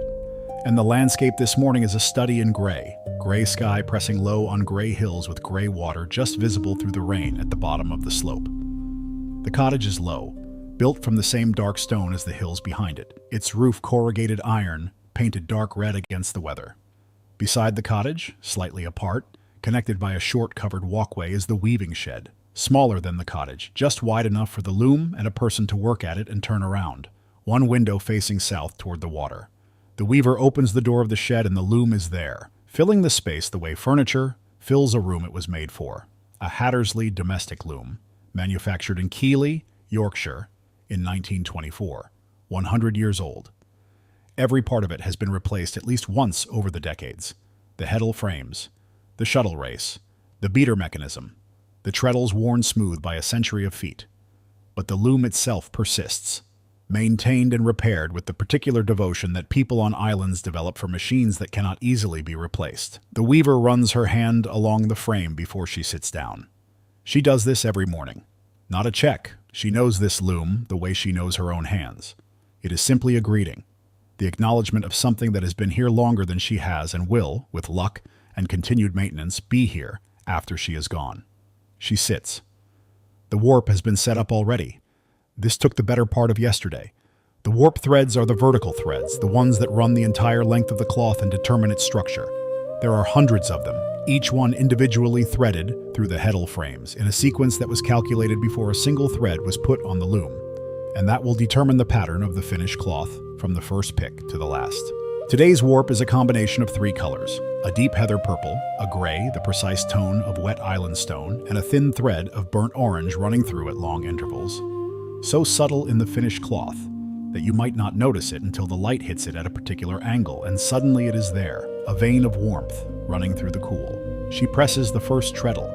The heddle frames rise and fall in alternating sequence, separating the warp threads into 2 layers and opening between them a triangular gap, the shed, through which the shuttle must pass. She throws the shuttle with her right hand, a practice flick of the wrist that sends the small torpedo-shaped wooden boat skimming across the shed from right to left, trailing its weft thread behind it. Her left hand catches it on the far side. Then the beater, a heavy wooden frame that swings toward her and presses the newly placed weft thread firmly against all the picks that came before it. The sound it makes is the sound of Harris tweed being made, a solid, satisfying thud. Not metallic, not mechanical in the way that industrial looms are mechanical. Something warmer than that, more bodily, more like the sound of a hand striking a wooden table than the sound of a machine. The thud of the beater is followed by the change of the shed, the treadles shifting under her feet, the heddles rising and falling in the opposite sequence. And then the shuttle again, this time left to right, and the beater again. Thud, shift, thud, shift, thud. Outside, the rain has arrived. It comes first as a sound on the iron roof, a soft, generalized roar that builds over the first few seconds into something steady and total. Then it comes against the window of the weaving shed in long gray curtains, streaking the glass, and the world outside the window. The slope down to the water, the dark outline of the hills, disappears behind it. She does not look up. She is in the middle of a sequence, and the cloth requires her attention. Here is something that visitors to Harris Tweed workshops often fail to understand when they watch a weaver at work. This is not simple work. It looks simple, the same motion, repeated. Throw, beat, shift, throw. But the simplicity is the surface of something far more complex. Every pick must be placed at exactly the right tension. The shuttle must travel at exactly the right speed. Too fast, and the weft thread will pull tight at the edges and the cloth will narrow. Too slow, and it will loop and the surface will be uneven. The beat must be consistent, every pick pressed with the same force, creating a cloth that is the same density from one end to the other. And all of this must be maintained not for a few minutes of demonstration, but for hours, for days, for the full length of the warp, which might be 50 meters. A skilled Harris Tweed weaver produces roughly 50 meters of cloth in a week. This is considered good speed. 50 meters of hand-woven cloth, produced in 7 days, in a shed the size of a large bathroom, by one person and one loom. It is, by any industrial measure, an extraordinarily slow rate of production. It is also, by any measure of quality, a rate that produces something that industrial looms producing meters per minute cannot match. But why? What is it about hand-woven cloth that industrial cloth cannot replicate? The answer is not romantic. It is physical. When a weaver throws a shuttle by hand, the tension of the throw is not perfectly consistent from pick to pick. It varies slightly and weighs too small to measure and too large to ignore. These tiny variations produce a cloth in which no 2 adjacent picks are exactly alike, in which the weft threads sit at slightly different tensions relative to each other, creating a surface that has a quality of life, a variation that perfectly uniform machine-made cloth does not have. This is what the hand does that the machine cannot. Not precision. Machines are more precise, but variation. The structured, intentional, meaningful variation that is the signature of something made by a human body rather than an engineered mechanism. The cloth that comes off this loom in the weaving shed on the west coast of Lewis will be sent to the mill in Stornoway when it is finished. At the mill, it will be washed, the process called milling, which involves pressing the cloth repeatedly in warm, soapy water until the fibers bind more firmly to each other, giving the cloth its characteristic density and handle. Then it will be dried and stretched back to its correct dimensions and inspected by a representative of the Harris Tweed Authority. The inspection is the final gate. The inspector examines the cloth along its entire length, checking the weave structure, the evenness of the surface, the density of the picks, the quality of the selvages. If the cloth passes, and cloth from this weaver's loom almost always passes. It is stamped with the orb mark, a small circular stamp showing a globe surmounted by a cross, the ancient symbol of the Harris Tweed Authority, pressed into the cloth at regular intervals along its length. That stamp is a guarantee. It tells anyone who sees it that this cloth was made in the Outer Hebrides, by hand, on an island loom, from pure island wool. It tells them that a specific person sat at a specific loom, in a specific shed on a specific Atlantic island, and made this cloth one pick at a time. The weaver does not think about the orb mark while she works. She thinks about the cloth in front of her, about the pattern, developing pick by pick, about the slight adjustment she needs to make at the left selvage, where the weft is pulling fractionally too tight. She makes the adjustment, a tiny increase in the arc of the shuttle throw, releasing a fraction more thread, and the selvage evens out. By midday, she has woven perhaps 6 meters. She rises from the loom and stretches, rolling her shoulders, pressing her hands into the small of her back. 6 meters is a good morning's work. She covers the loom with a cloth to keep dust off the warp and goes into the cottage to eat. Through the kitchen window, the rain is still coming. The loch at the bottom of the slope is invisible behind it. The hills are gone. There is only the gray middle distance and the sound of water on stone, and on iron, and on the glass of the window, and the warmth of the kitchen, and the smell of the kettle beginning to boil. She makes tea, stands at the window with the mug in both hands, looking out at the weather. This is a life shaped by weather in a way that most modern lives are not. Not shaped against it, not a life organized around avoiding or ignoring or technologically defeating the weather, but shaped by it, in accommodation with it, in the old way of island people who understood long before anyone told them that the weather is not an obstacle to life, but a condition of it. You work when the light allows and the wind permits. You rest when the storm says rest. You plan for the week, but not for the day.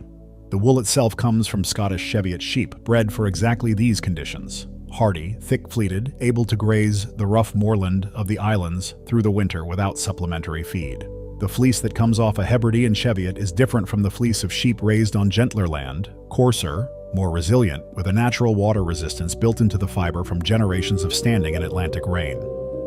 This quality carries through every stage of the process and into the finished cloth.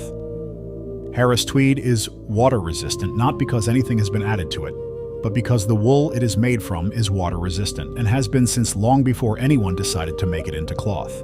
The dyeing is done at the mill before the wool is spun.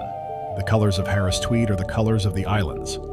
The heather on the moor in late summer, the gray of the Venetian gneiss that forms the rock of the island and is some of the oldest rock in Europe, the dark peat brown of the bog, the pale straw of dried grass in autumn, the particular shade of blue that the sea turns on a clear October morning when the Atlantic is calm enough to show its true color rather than the white and gray of storm. These colors are mixed from synthetic dyes now. The natural dye tradition, which used lichens and plants and the roots of local shrubs, was largely replaced in the 19th century as synthetic dyes became available and the volume of production increased. But the colors themselves have not changed. They are still the colors of the landscape, still calibrated to the specific palette of these specific islands, still recognizably Hebridean, in the way that no other tweed produced anywhere else in the world quite manages to be. The afternoon light, when it comes sideways. A break in the rain cloud somewhere to the west that allows a shaft of low pale light to reach across the loch and up the slope and through the window of the weaving shed, and the cloth on the loom catches it, and the heather purple goes briefly luminous, and the burnt orange thread ignites. Just for a moment, just for the duration of the light. And then the cloud closes again, and it is gray once more. She has not stopped weaving through this. The light changed, the cloth glowed. She registered it peripherally and continued. There are perhaps 12 active Harris Tweed weavers left on the islands. The number has been falling for decades as the economics of handcraft have made it increasingly difficult to sustain a full livelihood from weaving alone. The younger generation has other options now, options that involve leaving the island for university, for cities, for careers that the islands themselves cannot offer. Some of them come back, some do not. The ones who stay and weave do so for reasons that are not easily reduced to economics. The work itself is part of it. The particular quality of attention that deep handcraft requires and produces, the satisfaction of a thing made completely by your own hands from materials you understand. The place is part of it. These islands, this light, this specific relationship between the human and the Atlantic that has been forming on the outer Hebrides since people first arrived here. The tradition is part of it, the sense of carrying something forward, of being a link in a chain that goes back further than memory, of doing a thing that your grandmother's grandmother did in a shed like this one on a morning like this one. And the cloth is part of it. The finished cloth, taken off the loom and held up in the light before it goes to the mill. This is a thing that repays the hours of its making in a way that is difficult to articulate but impossible to mistake. It has a weight, a presence, a quality of being entirely and completely itself that makes you understand. Holding it, why anyone would choose to spend their working life making it one pick at a time in a shed at the edge of the Atlantic. Evening comes early on these islands in winter. By 4 o'clock the light is going, and by 5 it is fully dark.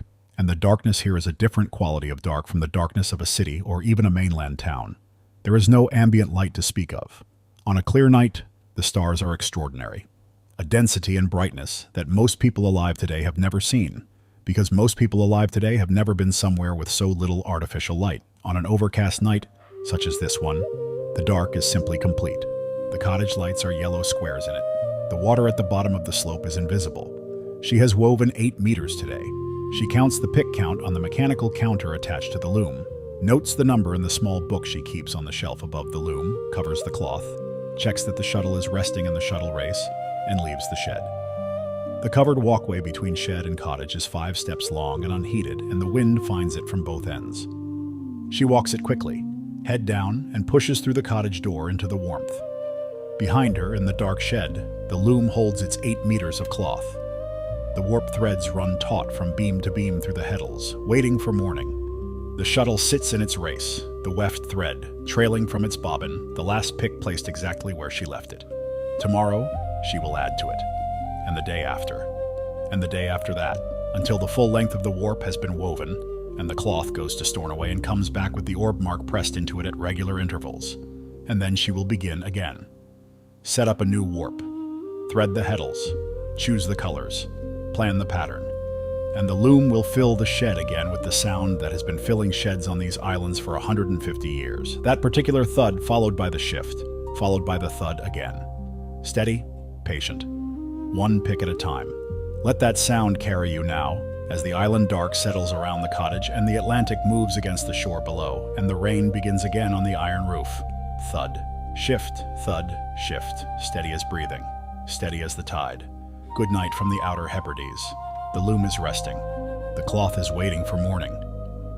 And the Atlantic, outside in the dark, is doing what it has always done, moving endlessly against the stone edge of the island, patient and immense, and entirely indifferent to anything except its own long rhythm. Sleep. But before the island goes entirely dark, let us stay with the cloth for a moment longer, because the cloth has a life that begins here, in this shed, on this loom, and then continues, in ways the weaver will never fully know, across the world. The 8 meters she wove today will become, after milling and finishing, approximately 7.5 meters of finished Harris tweed. Of that 7.5 meters, perhaps 3 meters will become a jacket, made by a tailor in London or Edinburgh or Milan or Tokyo. The Harris tweed jacket has been a staple of tailoring on 3 continents for over 100 years. Cut from paper patterns and stitched by hands as skilled in their trade as the weavers are in hers. 2 meters might become upholstery, a chair somewhere, in a house whose owner chose this cloth specifically because of what it is and where it came from. The remaining 2.5 meters might become several things. A cap, a bag, a pair of trousers, fabric sold by the meter in a specialist shop.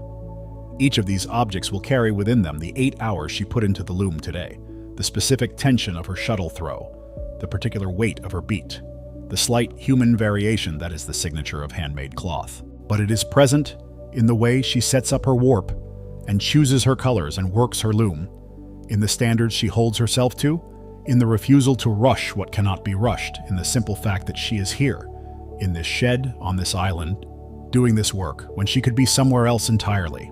Outside, the wind has picked up again. The cottage shudders slightly, the particular shudder of a well-built stone structure acknowledging the Atlantic without yielding to it. The roof flexes over the kitchen. The windows of the weaving shed rattle in their frames. The loom does not move. It is too heavy, too solid, too well settled into the concrete floor of the shed to be troubled by the wind. The cloth waits on it in the dark, 7.5 meters of heather and gray, and the faint, burnt orange thread holding the shape it was given this morning, waiting for the hands that will continue it tomorrow. And on the moor behind the cottage, somewhere in the dark and the rain, a sheep is standing with its back to the wind. Its thick Cheviot fleece shedding the water the way it has shed water for every generation of Cheviot sheep that has ever stood on an island hillside in November. The same fleece that will become next year's wool, that will be dyed and spun and wound onto a bobbin, that will travel through the shuttle of this loom or another, that will become cloth, that will become a jacket, that will be worn for 20 years on winter mornings far from these islands, carrying in its fibers the memory of this hillside, this rain, this particular quality of Atlantic darkness on a November night. The cycle is complete. It has always been complete. Let it carry you now. This thought of the complete cycle, of the thing that begins in the soil of an island hillside and ends on someone's shoulders in a city far away, and then begins again. Let it carry you down through the layers of the evening into the quiet dark where sleep is waiting. The loom is resting. The sheep are on the moor. The Atlantic is doing what it always does. And the islands are dark and very old and entirely themselves. Good night. One last sound before silence. Tomorrow morning before the light, she will walk the 5 steps from the cottage door through the covered walkway to the shed. She will pull the cord on the single bulb above the loom. She will lift the cloth cover and look at where she stopped yesterday. The last pick, the exact position of the pattern, the slight angle of the selvage on the left side that she made a note about. She will sit down. She will press the first treadle, and the shed will fill again with the sound that has been filling sheds on these islands for 150 years. That solid, warm, entirely human thud of the beater finding the cloth, one pick at a time, in the dark, before dawn on the edge of the Atlantic. Sleep well, the cloth is waiting. The islands are quiet. And somewhere on the moor in the November dark, a Cheviot sheep turns its back to the wind and lowers its head, and the rain runs off its fleece and into the peat, and the island holds everything. The rain and the dark and the loom and the cottage and the long history of all of it. In its ancient, unhurried Atlantic arms. Good night from the outer Hebrides. Craft 4. Venetian glass blowing on Murano. There is an island in a lagoon in northern Italy that has been on fire for 700 years. Not literally, but close enough. The island is called Murano. It sits in the Venetian lagoon, separated from Venice itself by about a kilometer of green salt water, reachable by the small wooden boats that chug between the islands at all hours. From the water it looks modest. Low buildings, a canal running through its center, a few church towers, the ordinary rooftops of a small Italian island town.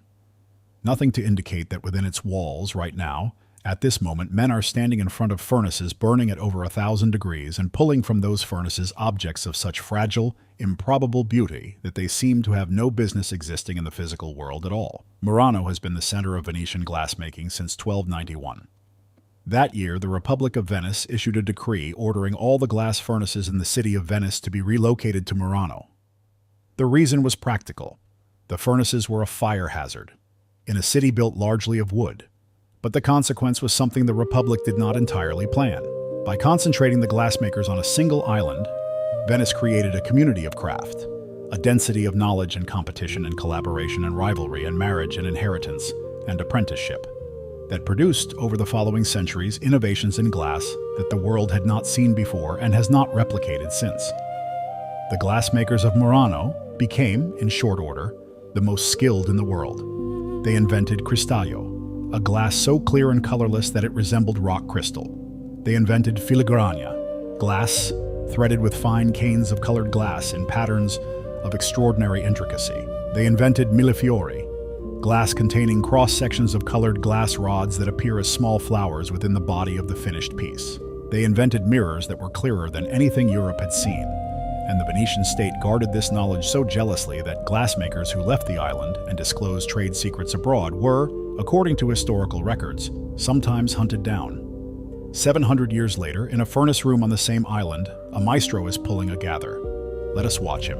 The furnace room is low-ceilinged, tiled in terracotta, lit from within by the furnaces themselves. 3 of them, ranged along one wall, each one a different temperature, each one serving a different stage of the work. The primary furnace holds the molten glass. The glory hole is for reheating. The annealing oven, smaller and cooler, is for the slow cooling that a finished piece needs to prevent it from cracking under thermal stress. The heat in this room is immediate and total. Not the heat of a warm day or a hot kitchen. Something beyond those, something that the body registers not just as warmth, but as pressure. The air in front of the furnace shimmers. The maestro's face, when he opens the furnace door, is lit from below in a color that has no name in ordinary experience. Beyond orange, beyond gold, something that the eye receives as light before it receives it as color, so intense that looking at it directly for more than a moment is not possible. He is a man of 53. His forearms are mapped with small scars, the inevitable record of 50 years near open heat. Tiny burns so numerous and so old that they have become simply the texture of his skin. He began working in this furnace room when he was 9 years old. His father brought him here, placed a blowing iron in his hands, showed him what to do. By the time he was 15, his hands knew more about glass than most people will ever know. He dips the end of the blowing iron, a long steel rod hollow from mouthpiece to tip, gripped with cloth-wrapped hands, into the molten glass in the primary furnace. He rotates it constantly as he does this, because glass that is not rotating will sag under gravity, and a sag that begins in the furnace will become a flaw in the finished piece. The rotation is the fundamental motion of this craft. It never stops. From the moment the iron enters the glass, to the moment the finished piece is placed in the annealing oven, the iron is always turning. He gathers the glass. It clings to the end of the iron like honey to a spoon. An analogy the maestro has never used himself, but that every visitor to Murano reaches for independently, because the behavior of molten glass at this stage really is exactly like that. A thick, viscous, impossibly hot blob of material that stretches and flows and responds to gravity and the rotation of the iron in ways that are simultaneously predictable and treacherous. He withdraws the iron from the furnace. The gather glows, not the white gold of the furnace interior, but a deep orange that already, in the seconds since he withdrew it, is beginning to darken at the surface as the outermost layer cools faster than the interior. He carries it to the marver, a long flat table of polished steel set beside the furnace, and rolls it across the surface, applying light pressure to begin shaping it, cooling the outside slightly and evenly, building the first geometry of what this piece will become. He blows, a single slow breath into the mouthpiece of the iron. At the far end, 2 meters away, still glowing, the gather expands. Slowly, the walls of the bubble thinning as the air inside pushes outward. He controls the expansion with the rotation of the iron and the angle at which he holds it, using gravity as a tool, tilting the iron so the glass gathers slightly more at one end than the other, building the elongated form that is the beginning of a vase.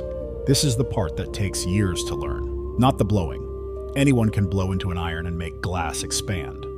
The control, the reading of the glass in the seconds between each breath, the assessment of what it needs, more heat, less heat, a roll on the marver, a pull with the jacks, and the execution of whatever it needs before the window of workability closes and the glass has to go back to the glory hole to be reheated. The window is small. Glass cools quickly once it leaves the furnace. The maestro has perhaps 60 seconds of working time between each reheat before the glass becomes too stiff to respond to his tools. In those 60 seconds, he must accomplish exactly what he intends to accomplish. No more, because overcorrecting is as bad as undercorrecting. And then return the piece to the glory hole for another burst of heat. His assistant, a young man of 26, who has been working in this furnace room for 4 years, moves with him. They do not speak during the work. They have developed over 4 years of working together a vocabulary of movement. The maestro's slight adjustment of his stance indicates that he needs the jacks. The particular angle of his head when he withdraws the piece from the glory hole indicates the temperature he found, and whether the next move should be a blow or a marver or a direct shaping with tools. The assistant reads these signals and acts on them in the same motion, so that the work appears to an outside eye like a single person doing 2 things simultaneously. This is one of the things about glass blowing that separates it from almost every other craft. It cannot be done alone at this level. The maestro needs his assistant in the way that a surgeon needs a surgical team. Not because either party is incapable, but because the time constraints of the work, the narrow windows of workability, the constant rotation, the tool changes, all of these require more hands than one person has. The relationship between a maestro and his assistant is therefore one of the most important relationships in the craft, and it develops over years of working together into something that is more communication than craft, and more understanding than communication. The vase is taking shape. The maestro has been to the glory hole 3 times now. Each time the piece comes out, slightly more itself, the neck narrowed by a delicate pressure of the jacks, the body rounded by a combination of blowing and rotation, the base beginning to flatten by a brief contact with the marver. The color is changing as it cools between reheats, from the deep orange of hot glass to the red of warm metal to the dark amber of nearly cool glass. And with each change in color, the workability decreases and the decisions become more committed. He makes a final decision about the neck. The jacks close around it. Two curved arms of steel that act as a giant tweezers, pressing the glass from both sides simultaneously. And in 3 seconds, the neck is what he intended it to be. He returns the piece to the glory hole for a final flash of heat to even the surface temperature. Withdraws it, examines it rotating on the iron for a moment that lasts perhaps 4 seconds but contains more information than 4 hours of looking at a finished piece. He nods. He opens the annealing oven, cooler than the others, still hot enough to cook an egg, maintained at a temperature that will slow the cooling of the finished piece to a rate that the glass can tolerate without developing internal stress. He places the vase inside and detaches the iron with a sharp tap that severs the connection between the metal and the glass at the pontil mark at the base. The vase is in the oven. It will be there for 12 hours, cooling at the rate of approximately 50 degrees an hour until it reaches room temperature sometime in the late morning tomorrow. Tomorrow, the maestro will open the oven and remove it. He will examine it in the diffuse daylight of the furnace room, turning it in his hands, holding it to the window, running his fingertip across the surface to feel the evenness of the wall thickness. He will check the neck for any deviation from symmetry. He will check the base for any tendency to rock. If it is what he intended it to be, he will set it on the shelf with the other finished pieces and begin the next one.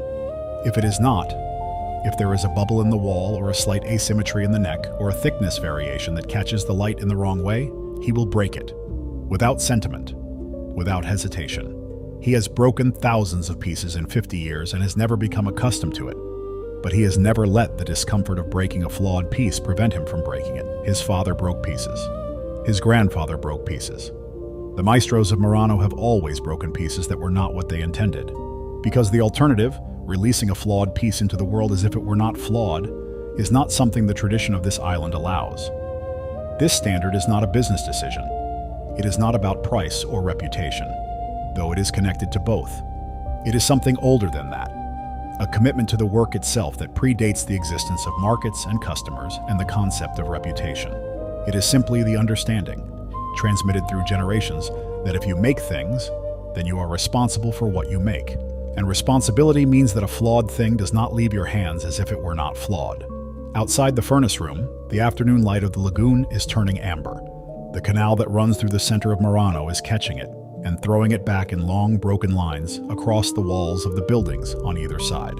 A delivery boat passes, its engine a low murmur, its wake spreading out in slow curves that reach the stone steps at the canal's edge and lift them very slightly before subsiding. The furnace room faces the canal but has no window looking onto it. The furnaces provide all the light this room needs, and more light than that. A shifting, constant illumination that turns everything amber and makes the distinction between the interior of this room and the outside world seem, to a visitor, not merely physical, but categorical. Out there, the ordinary light of a Venetian afternoon. In here, something older and more primary, the light of fire. The maestro is already at the furnace again. There is no natural pause in the work, no moment when the day's production is complete and the tools can be set down. The furnace is hot, and will remain hot until it is deliberately cooled, which happens only for the annual maintenance shutdown in August. While the furnace is hot, there is glass to be made, and while there is glass to be made, there is work to do. He gathers again. The iron enters the furnace. The rotation begins. The glass clings to the end of the iron in its thick honey drop. And the room fills again with the particular quality of silence that belongs to a furnace room when work is happening. Not quietness, because the furnaces are loud, and the blowing iron produces its own sound, and the tools clinking against the steel of the marver make their own small music. But a quality of focused attention that is its own kind of silence. The silence of concentration so complete that there is no room in it for anything that is not the work. Somewhere outside, over the water, the bells of a Venetian church are sounding the hour. The maestro does not count the strikes. The glass does not allow for that kind of divided attention. He blows. The glass expands. And in the annealing oven, cooling 1 degree at a time in the patient dark, the first vase of the day is becoming, slowly and finally, the thing it was always going to be. Let the heat of the furnace reach you now through the darkness and the distance.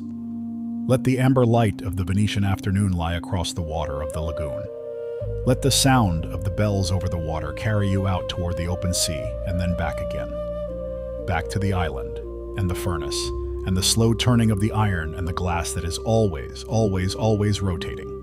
Sleep. The furnace is burning. The glass is cooling. The lagoon is still. And Murano has been on fire for 700 years and will be on fire tomorrow morning when the maestro arrives before dawn and opens the furnace door and the room fills with that impossible light. Good night from Murano. Good night from the furnace that never goes out. But we have not yet told the full story of the glass. We have watched it made. We have not yet followed it out of the furnace room and into the world. And the world is where the story of Murano glass truly reveals itself. Consider what it takes to make the piece he just placed in the annealing oven. The sand, the primary ingredient of glass, comes from river deposits, ground to a fine powder, washed, purified, tested for mineral content. The soda ash that acts as a flux, lowering the melting point of the silica to a temperature achievable in a furnace, comes from the ash of marine plants. The lime that stabilizes the glass and prevents it from being water-soluble comes from crushed limestone. These materials are combined in specific proportions that are the closely held knowledge of each workshop, refined over generations of experiment and refined further by each maestro in his own working life, and fed into the furnace, where the heat transforms them over the course of many hours from a mixture of powders into a single, unified, molten material. What comes out of that process is not the glass of a window or a bottle. It is something more specific, more characterful, more demanding.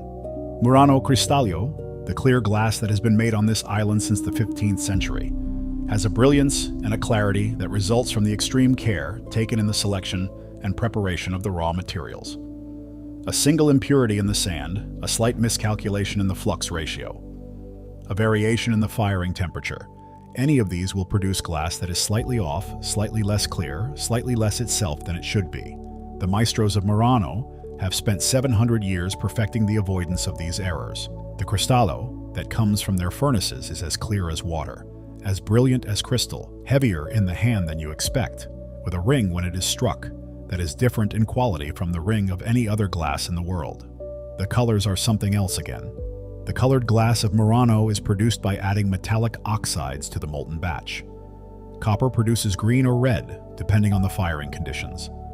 Cobalt produces the deep blue that has been the signature of Murano color work since the Renaissance. Manganese produces purple. Gold, actual gold, dissolved in acid and added to the melt, produces the deep ruby red called rosso d'oro that has been made on this island for 600 years and remains one of the most technically demanding colors in the glassmaker's repertoire because the gold must be added in precisely the right quantity and the temperature must be controlled within very narrow limits to produce the correct red rather than an orange or a brown.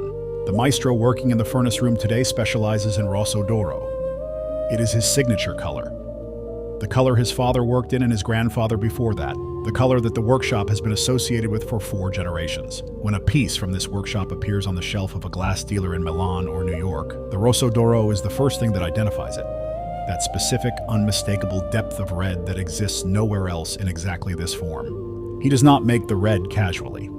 He checks the batch preparation personally, tests the color at the beginning of each session by making a small test piece that goes straight to the annealing oven to be examined the next day. If the color is slightly off, too orange or too dark, or with a surface quality that is not quite right, he adjusts the batch before making any finished pieces. This adds time, sometimes half a day. It does not matter.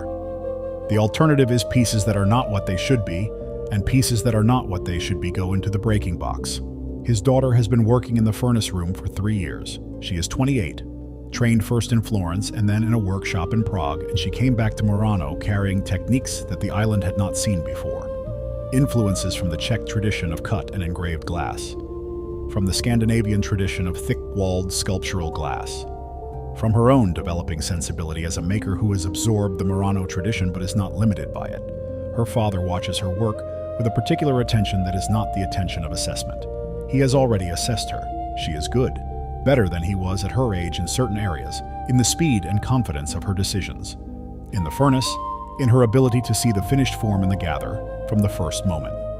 What he watches for now is the emergence of her own voice, the moment when her pieces begin to be recognizably hers, in the way that his pieces are recognizably his. This moment is coming. He can see it approaching in the work she has been doing recently, a slight shift in the proportions she chooses, a preference for forms that are slightly more asymmetric than the classical Murano aesthetic allows, a use of the rosso d'oro that is the same color but a different statement. When that moment fully arrives, this workshop will have its 5th generation, and the rosso d'oro will continue in a form that carries the 4 generations that came before it, and adds something new. This is how craft traditions survive, not by replication. By replication, they would simply calcify and become museum pieces, performed rather than lived. They survive by transmission, the deep knowledge passing from one generation to the next, and by transformation, each generation adding what they bring to the tradition while keeping what is essential. The essential thing in Murano glass is not any specific form or color or technique. It is the standard of making, the refusal to let a flawed piece leave as if it were not flawed, the knowledge that the furnace rewards patience and punishes hurry, the understanding that glass, of all materials, will not be rushed. It reveals its quality on its own terms and in its own time. In the annealing oven, in the slow cooling that tests whether the making was good enough to hold. By evening, the lagoon outside has turned the particular color it turns at dusk in November, a flat pewter gray that is not quite the gray of the sky and not quite the gray of the water, but somewhere between them, as if the distinction between sky and lagoon has been suspended for the duration of the failing light. The islands in the middle distance are dark shapes against it. The lights of Venice, visible across the water as a warm amber glow, have come on. The furnace room is already dark by comparison, already lit only by its own fire, the windows showing nothing but the gray rectangle of the lagoon and the lights across the water. The maestro makes his last piece of the day, a small bowl, not because small bowls are what he typically makes. His reputation is for the large, complex vases, but because at the end of a long day at the furnace, when the body is tired and the concentration slightly diminished, a small bowl made well is better than a large vase made almost well. He has always operated by this principle. His father taught it to him. Know the piece that belongs to the energy you have. Do not attempt more than what the moment allows. Make the thing that the end of this specific day makes possible, and make it well, and it will be worthy. The small bowl comes off the iron into the annealing oven 20 minutes later. The maestro closes the oven door. He sets the iron on the rack. He wipes his face with a cloth, drinks a glass of water, looks around the furnace room with the particular attention of someone making an ending, checking that the tools are in their places, that the glory hole door is correctly positioned, that nothing has been left unattended. He turns off the single light above the workbench. The furnace light takes over. The room is amber. The furnaces breathe. The annealing oven holds its pieces in the patient dark. He steps out of the furnace room into the coolness of the evening corridor, and then out through the door of the workshop onto the canal. The air after the furnace room is extraordinary. Not cold, just not hot. Just the ordinary temperature of a November evening in the lagoon, which after the furnace room feels like stepping into a mountain stream. He stands on the step above the canal for a moment. The water is still. A single light reflects in it from the building opposite, a long, wavy line of amber in the dark water. He has been making glass in that furnace room for over 40 years. Tomorrow he will make glass in that furnace room again, as his father did, and his grandfather before that, as the generations of maestros before them did on this island for 7 centuries. The furnace will be hot, and the glass will be molten, and the iron will enter the furnace, and the rotation will begin, and the window of workability will be exactly as narrow as it has always been, and the hands that have always known what to do will do what they have always done.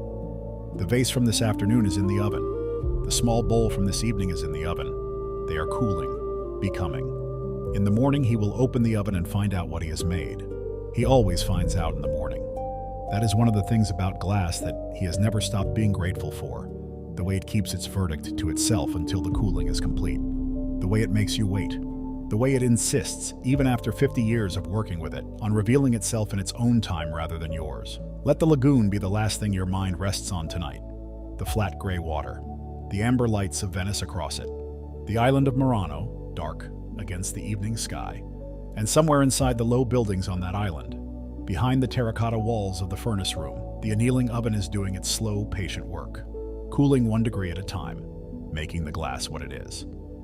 As it has done on this island, in this lagoon, for 700 uninterrupted years. Sleep now. The furnace is burning. The glass is resting. The lagoon is still. Good night from Murano. There is one more thing to be said about Murano before the lagoon takes you into sleep. It is about the breaking. Every maestro on this island has a breaking box. A wooden crate, usually, set in a corner of the furnace room or just outside the door. Into this box go the pieces that did not pass. The vase with the bubble in the wall, the bowl with the neck that pulled slightly asymmetric, the piece that was ambitious and fell short of its ambition. They go in without ceremony. A tap on the edge of the crate and the piece shatters. The particular sound of glass breaking bright and final, and becomes part of the pile at the bottom. At the end of each week, the breaking box is emptied. The cullet, broken glass, goes back into the furnace. It melts. It becomes part of the next batch. The failed piece, the piece that was not good enough to leave the island carrying this workshop's name, becomes the material from which the next attempt will be made. Nothing is lost. The glass always returns to the furnace. The failure becomes the raw material of the next success. The maestro has been thinking about this for 40 years, and he still finds it inexhaustible as a subject for thought. The way the craft contains within itself the mechanism for its own improvement. Every broken piece the source of the next attempt. Every failure metabolized back into possibility. He does not believe this makes the breaking easier. Breaking a piece you worked on for 40 minutes at 1,000 degrees is never easy, and he does not pretend otherwise. But it makes the breaking right. It makes sense of the breaking in a way that the alternative, keeping the flawed piece, sending it out into the world slightly wrong, never would. This is the standard. This is what Murano means. Not the beauty of the finished pieces, though the pieces are beautiful. The willingness to break the ones that are not. Take that thought with you into sleep. The willingness to break what is not right, so that what is right can be made from it. The furnace receives everything. The lagoon receives the night.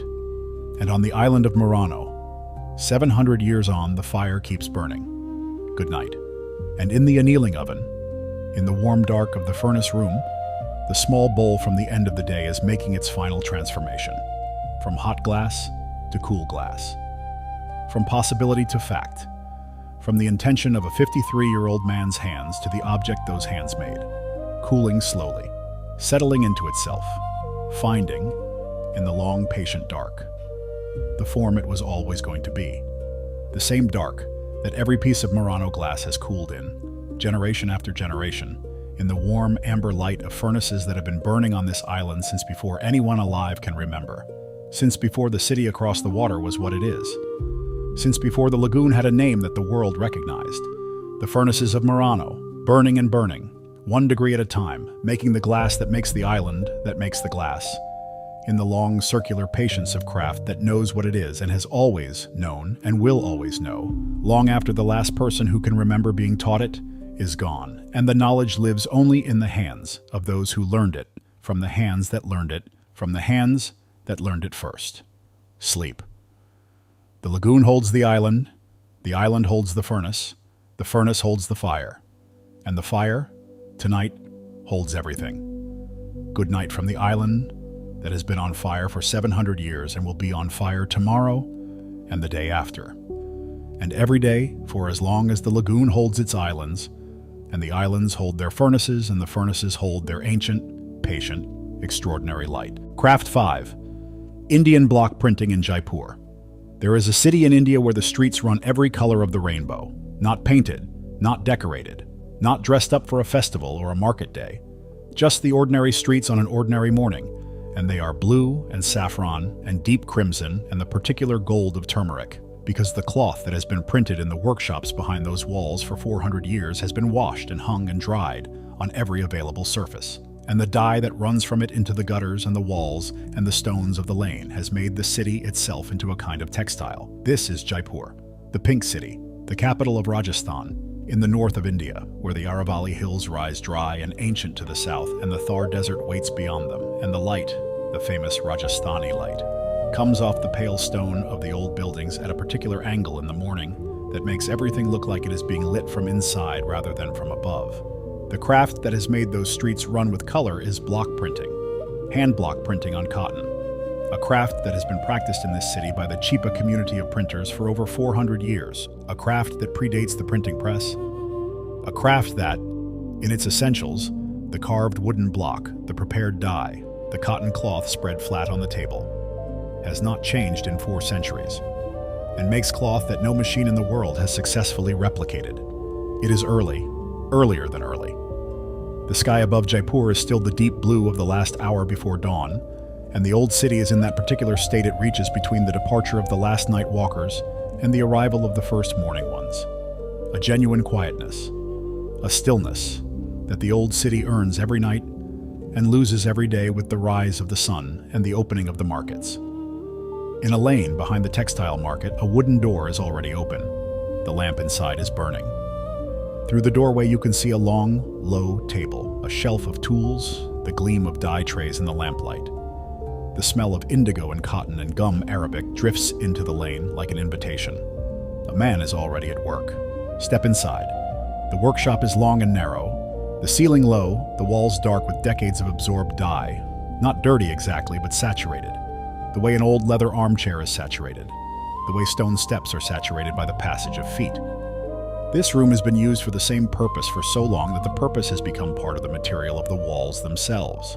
The table at the center of the room stretches the full length of the workshop. On it, pinned flat and smooth, a length of cotton fabric, perhaps 15 meters of it, undyed, the natural cream color of the unbleached cotton, slightly rough to the touch with the particular texture of hand-spun and hand-woven cloth that is different from the smoothness of mill cotton in a way that the fingertip registers immediately. The printer is preparing his dyes. He works at a low shelf beside the table, mixing pigments into shallow wooden trays, adjusting the consistency of each dye with a wooden paddle, adding a small amount of gum Arabic to thicken the mixture to the right viscosity, not too liquid, which would cause the dye to spread beyond the edges of the block and blur the pattern, not too thick, which would prevent the dye from transferring cleanly to the cloth. The consistency he is looking for is specific and known by feel. His father taught him to test it by dipping the tip of a finger into the tray and watching how the dye hangs from it. A smooth, unbroken drip indicates the right thickness. If it drips too fast, more gum. If it hangs without dripping, more water. Today he is working in 2 colors. A deep madder red, made from the root of the Rubia tinctorum plant, which has been cultivated in Rajasthan for the production of red dye since before this city existed. And a black, made from iron rust and the rind of pomegranate, a combination that produces not the flat, dead black of synthetic dye, but something warmer, with brown undertones that shift in different lights, a color that has been described as the color of old iron in firelight. The blocks are on the shelf above the table. This is where the story of Jaipur block printing truly lives. Not in the dyeing, though the dyeing is precise and demanding, and not in the printing, though the printing requires a kind of attention that can only be called meditative. The story lives in the blocks. The blocks are made by specialists, block carvers whose workshops are in a different quarter of the Medina. Men who work with chisels and gouges on slabs of teak wood, carving the patterns that the printers will transfer to cloth. A single block can take anywhere from a few days to several weeks to carve, depending on the complexity of the design.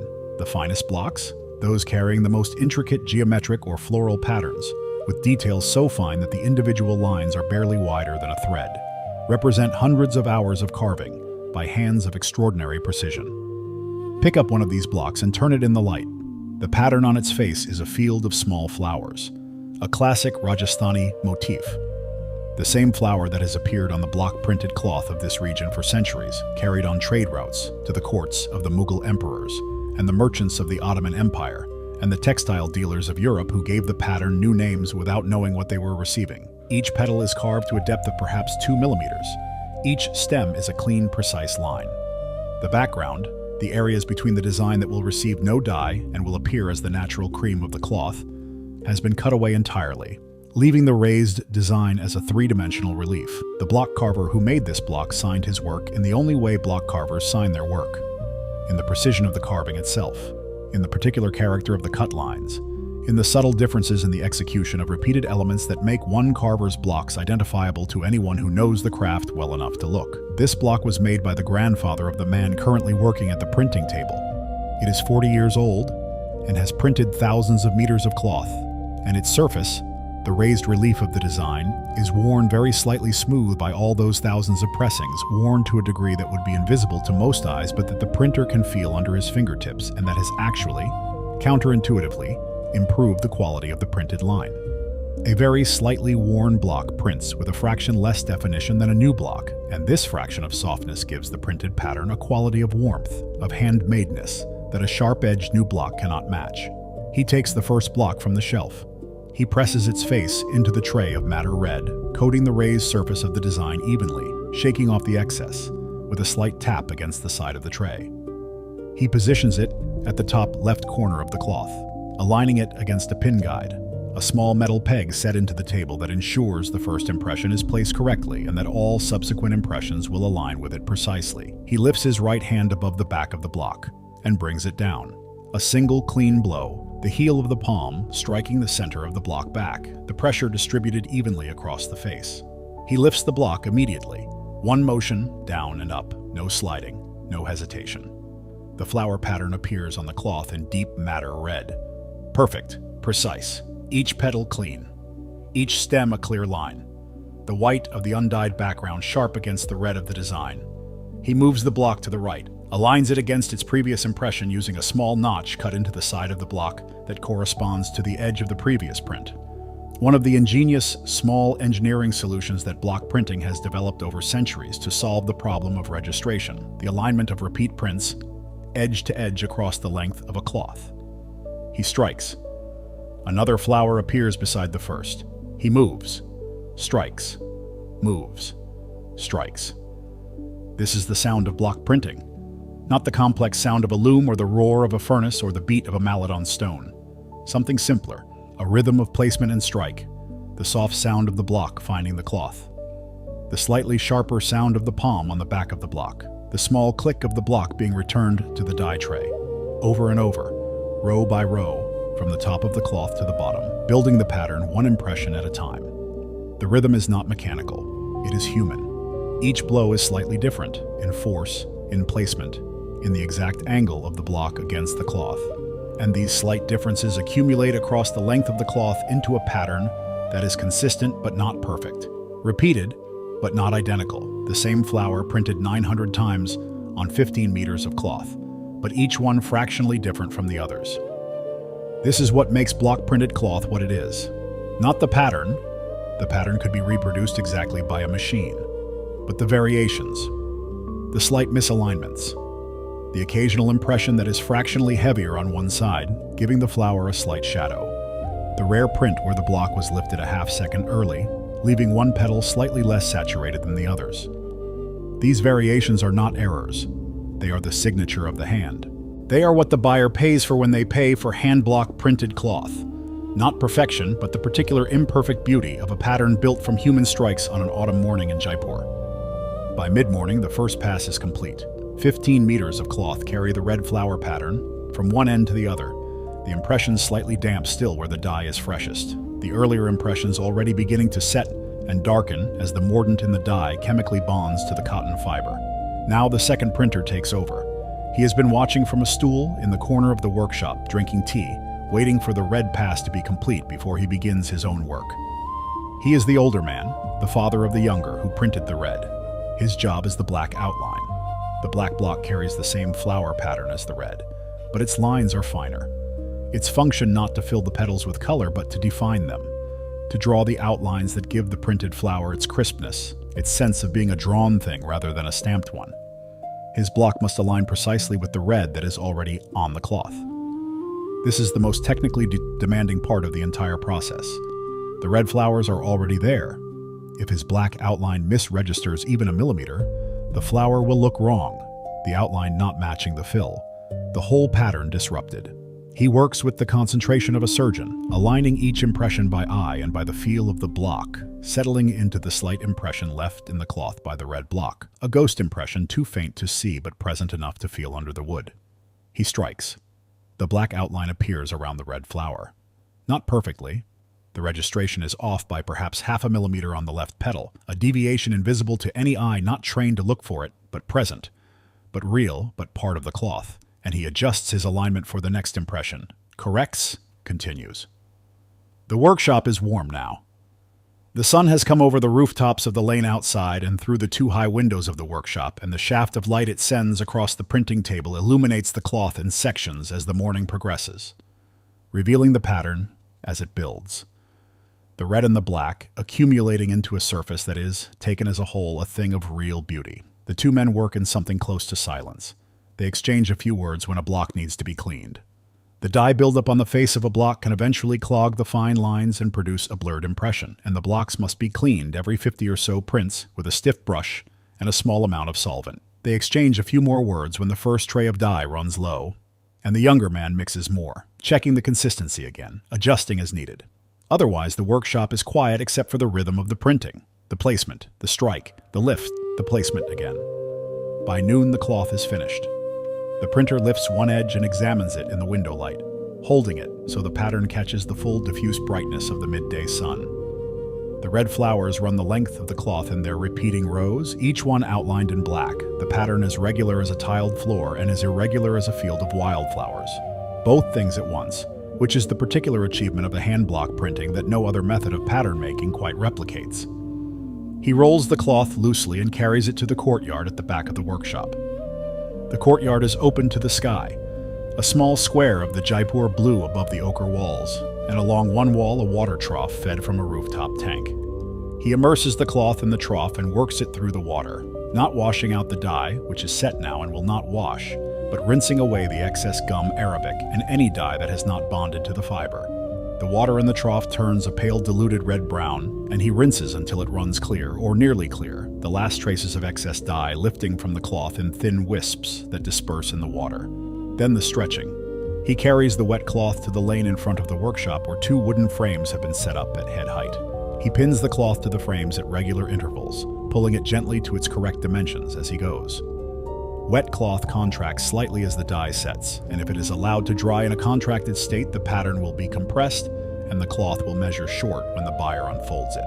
The stretching is done by eye, pulling to the point where the pattern looks right, not distorted, not compressed, not longer or shorter than the pattern was designed to be. The cloth hangs in the lane in the midday sun, drying fast in the dry Rajasthani air. The reds and blacks of the pattern are vivid against the pale cream of the ground cloth. From the end of the lane, through the dust and the heat shimmer, it looks like a flag, like the announcement of something, which in a way it is. The announcement that in this workshop on this morning, someone made something beautiful by striking a carved piece of wood against a piece of cloth 900 times and making each strike count. The sun moves. The shadow of the workshop's upper story reaches the cloth by mid-afternoon, and the temperature in the lane drops slightly. The air carrying the particular dryness of Rajasthan in October. The cloth is dry by 3 o'clock. The printer removes it from the frames, folds it, in the careful way that folding block-printed cloth requires, with the pattern facing inward, the fold lines running between the pattern repeats rather than through them, so that the creases from folding are invisible when the cloth is unfolded, and carries it inside to the table. He measures it, 15 meters and 40 centimeters, within the acceptable tolerance for the order he is filling. A Jaipur textile house that has been buying from this workshop for 20 years, that supplies boutique fabric stores in Paris and London and Osaka, that sends buyers to Jaipur twice a year who sit in this workshop and look at the blocks on the shelf and choose the patterns they want and the colors they want and leave an order that the printer will fill over the following weeks. He sets the folded cloth on the shelf beside the door, labels it with a paper tag, the pattern name, the colorway, the meter count. Tomorrow, it goes to the textile house. From there, it will be folded again and packaged and shipped. And some weeks later, it will be unrolled on a cutting table in Paris or London or Osaka and cut into the shapes that a designer has already decided on. And it will become a dress or a cushion cover or a tablecloth or a panel in a garment that will be worn on the kind of occasion for which people choose cloth carefully. And the person who wears it will feel, without being able to say why, that there is something about this fabric that is different from the printed cloth they are more accustomed to. Something in the slight variation of the repeat, something in the warmth of the color. That particular madder red that is not the same as any red in a paint chart, that shifts between brick and rose depending on the light. Something in the texture of the cloth under the hand that is not the smoothness of a machine-made surface, but something more complex, more interesting, more like the surface of something that was made by a person rather than produced by a process. They will not know what they are feeling, but they will feel it. That is what the craft sends out into the world. Not just pattern and color. The feeling of being in the presence of something made by hand. The warmth of human attention absorbed into cloth. The sun is low over the old city now. The rooftops of Jaipur are in that particular evening light, warm and horizontal, turning the pale stone to amber, making everything look like a painting of itself. In the lane outside the workshop, the shadow of the minaret of the nearby mosque stretches long across the stone. The printer covers the dye trays. He cleans the blocks with the stiff brush, working the bristles into the carved lines to remove any accumulated dye before it dries hard and is difficult to remove tomorrow. He hangs them back on the shelf in their order, the order they have always been in, that his father kept and his grandfather before that. The specific order that means he can reach for the right block in the right moment without stopping to search. He sweeps the workshop floor. The dust from the dried dye lifts in small colored clouds, red, black, the faint trace of indigo from yesterday's work, and settles again. He sweeps it toward the door and out into the lane where it joins the color that has been accumulating in the stones of this lane for 400 years. He pulls the door of the workshop closed. The lamp inside is still burning. He reaches back through the crack and turns it off. The workshop is dark. The cloth is on the shelf. The blocks are in their order. And Jaipur settles into its evening. The calls to prayer from the minarets, the smell of cooking from the houses above the workshops, the sound of the market packing up for the day, the particular quality of the Rajasthani evening that is different from the evening anywhere else in the world. Warm and dusty and smelling of spice and stone and the day's work and the night coming. Let the red of the madder dye be the last color in your mind tonight.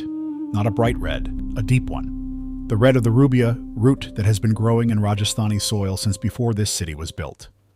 The red that has been traveling the trade routes of the world for 400 years, on cloth printed by hand, in workshops like this one, by men whose families have been doing this work since the Mughal emperors were ordering cloth from these same lanes. One block, one strike, one flower, 900 times. Until the cloth is full and the morning is gone and the day's work is done and the color is set and the cloth is folded and the city settles into the warm amber of its ancient evening. Sleep. The blocks are resting. The dye is dry. The cloth is on the shelf. And the streets of Jaipur are running color as they have always run color into the stones of the lane and the memory of the city and the long, warm, spice-scented Indian night. Good night from Jaipur. Good night from the workshop where the lamp has just gone out. But before the lane goes dark and Jaipur takes you into sleep, let us stay with the blocks for a moment longer, because the blocks are where this story began. Not in this workshop, not in this century, somewhere much further back, in a time before this city existed, when the Chipa community of printers were already printing cloth in other cities of Rajasthan, in Bagru and Sanganer and Barmer, and the techniques they used were already old. The word Chipa means one who prints. The community takes its name from its craft, in the way that many of the hereditary craft communities of India take their names. The Kumhar are the potters, the Lohar are the iron workers, the Julaha are the weavers, the Chipa are the printers, and they have been the printers for so long that the craft and the community are no longer distinguishable from each other. The craft is not something the Chipa do, it is something the Chipa are. The knowledge of block printing came to Rajasthan through the movement of craftspeople following the great courts. The Mughal emperors who ruled from Delhi from the 16th century demanded cloth of extraordinary quality and extraordinary variety. Printed cloth, dyed cloth, embroidered cloth, cloth whose patterns were the visual language of power and refinement in the Mughal court. They brought craftspeople from across their empire to the cities of northern India, concentrating skill the way the Republic of Venice concentrated glassmakers, creating communities of craft where the density of knowledge and competition and collaboration produced innovation. The Chipa printers of Jaipur were part of this great concentration. They brought with them techniques developed elsewhere and refined them here in the particular conditions of Rajasthan, the dry climate, the specific mineral content of the water that affects how dyes bond to cloth, the specific plants available for the preparation of dyes and mordants, the particular character of the local cotton. The mordant, the chemical that bonds the dye to the cloth, is one of the elements of Jaipur block printing that most clearly shows the sophistication of the craft's chemistry. A mordant is not a dye. It is a substance applied to the cloth before dyeing that creates a chemical bridge between the dye molecule and the cotton fiber. Without the mordant, most natural dyes will not bond permanently to cotton. They will color it initially but wash out over time. With the mordant, the dye bonds at the molecular level and becomes part of the fiber itself. The mordants used in traditional Rajasthani block printing include alum, which produces clear, bright colors, iron, which saddens colors, deepens and dulls them, shifting reds toward brown and yellows toward olive, and tannins from various plant sources which act as auxiliary mordants, assisting the primary ones. The printer applies mordants to the cloth before printing the dye, using either a separate block that prints the mordant in the same pattern as the dye block, or by treating the entire cloth with a ground mordant that will affect the color uniformly across its surface. The madder read on today's cloth was achieved this way. The cotton was treated with an alum mordant before the block printing began, the entire cloth dipped in an alum solution, dried, and then printed with the block. When the madder dye was applied, it bonded to the alum-treated areas of the cloth in the red that alum produces with madder. The areas without alum, the background, the areas that the block did not touch, did not take the dye in the same way, and they remain the natural cream of the cotton. This mordant chemistry is not new. It is among the oldest chemical knowledge in the world. The ancient Egyptians used a loom as a mordant. The Romans knew it. The textile merchants of the medieval period traded in mordants as eagerly as they traded in the dyes themselves, because without the mordant, the most expensive dye was worthless. The chemistry has been known for 3,000 years, refined over those 3,000 years by the accumulated empirical observation of textile workers across the ancient world. And it lives today in the hands and the knowledge of the chipa printers of Jaipur as naturally and as unthinkingly as it has always lived in the hands of people who print cloth. The young man who printed the red this morning learned about mordants from his father, not from a textbook, not from a chemistry lesson, from standing beside his father at the mordanting basin from the time he was old enough to stand, watching his father test the concentration of the alum solution by the way it felt on the back of the hand, watching him adjust the temperature of the bath, watching him assess the mordanted cloth by rubbing a corner between his fingers and feeling for the particular slight stiffness that correctly mordanted cloth has. He learned by watching, then by doing small tasks, then by doing larger ones, then over years by taking over more and more of the process until the day came. He was 19, when his father stepped back from the mordanting basin and said nothing, and the son's hands took over, and the knowledge was his. This is the transmission of craft. Not instruction, not curriculum. Presence. Over time, until the knowledge transfers from one body to another, the way warmth transfers.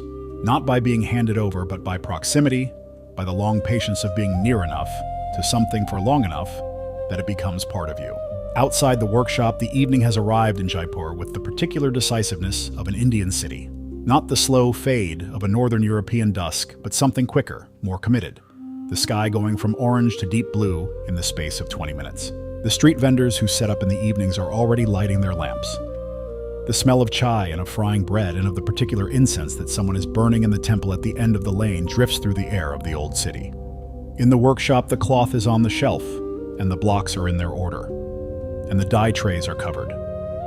The room is dark, and the walls are the color they are always. The deep saturated color of decades of absorbed dye.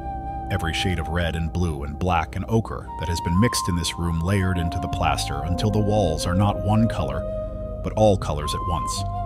The color of the whole history of the craft, absorbed into the material of the room.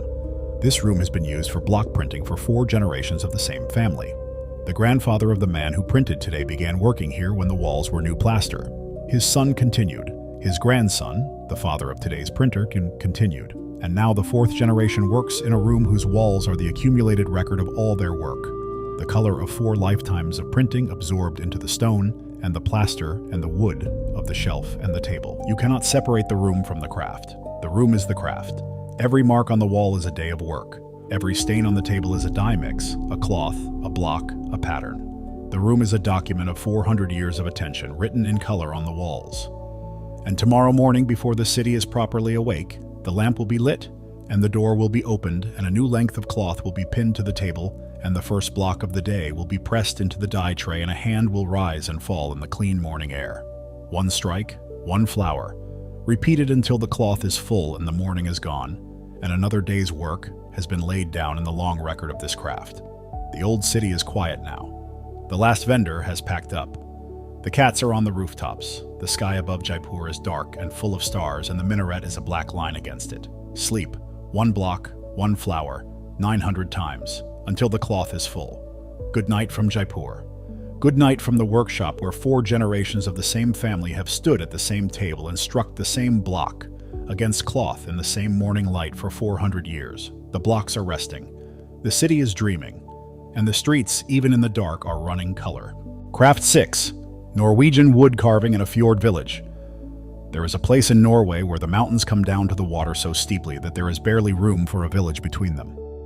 The fjord is narrow here, a kilometer wide, perhaps less in places, the walls of it rising on both sides in sheer faces of gray and green, bare granite above the tree line, dense dark forest below it, the occasional pale scar of a waterfall catching the late afternoon light. The water at the bottom is black and still and so deep that it reflects the mountains above it almost perfectly, and on a calm day the fjord appears to be bottomless, a shaft going down through the earth to somewhere else entirely. The village is 7 houses and a quay, a small shop that sells provisions twice a week when the supply boat comes, a church that was built in the 17th century from timber cut on the hillside above it, and has been repaired so many times that almost none of the original timber remains, though the church looks exactly as it always has. A road that was built in 1962 and connects the village to the larger town 12 kilometers north, along a route so steep and so narrow in places that it is closed several times each winter by snow. In one of the 7 houses, a man is carving wood. He has been carving since this morning, and he will carve until the light goes, which in this season, late October this far north, means until about 3 o'clock in the afternoon. After that, the light in the fjord is insufficient for the kind of detailed work he does, and he does not use artificial light for carving. Artificial light flattens shadow, and shadow is how he reads the surface of the wood. The small raised areas and the recesses, the progress of the tool across the material, the emergence of the pattern from the flat surface. Without natural light, he cannot see what the wood is telling him, and he will not carve what he cannot see. The piece in front of him is a door panel, not a door. The panel that will be fitted to the upper section of a door in a house being built further up the fjord by a man who has known this carver for 30 years and who asked for specifically a panel in the acanthus ranken style, the running acanthus leaf border that has been carved on the doors and furniture and church panels of Western Norway since the 17th century, when the Baroque wood-carving tradition of Central Europe moved north along the trade routes and found, in the dark forests and the long winters and the particular temperament of the Norwegian craftsman, a place where it took root and became something new. Acanthus ranken, literally acanthus tendril, is a carving style built on movement. The acanthus plant, with its large, deeply lobed leaves and its vigorous, twisting growth habit, provides the basic vocabulary. But in the Norwegian tradition, the acanthus does not merely decorate the surface it is carved on. It moves across it. It spirals and branches and doubles back and extends tendrils that curl into new spirals, each one ending in a flower or a bud, or another tendril that begins a new movement.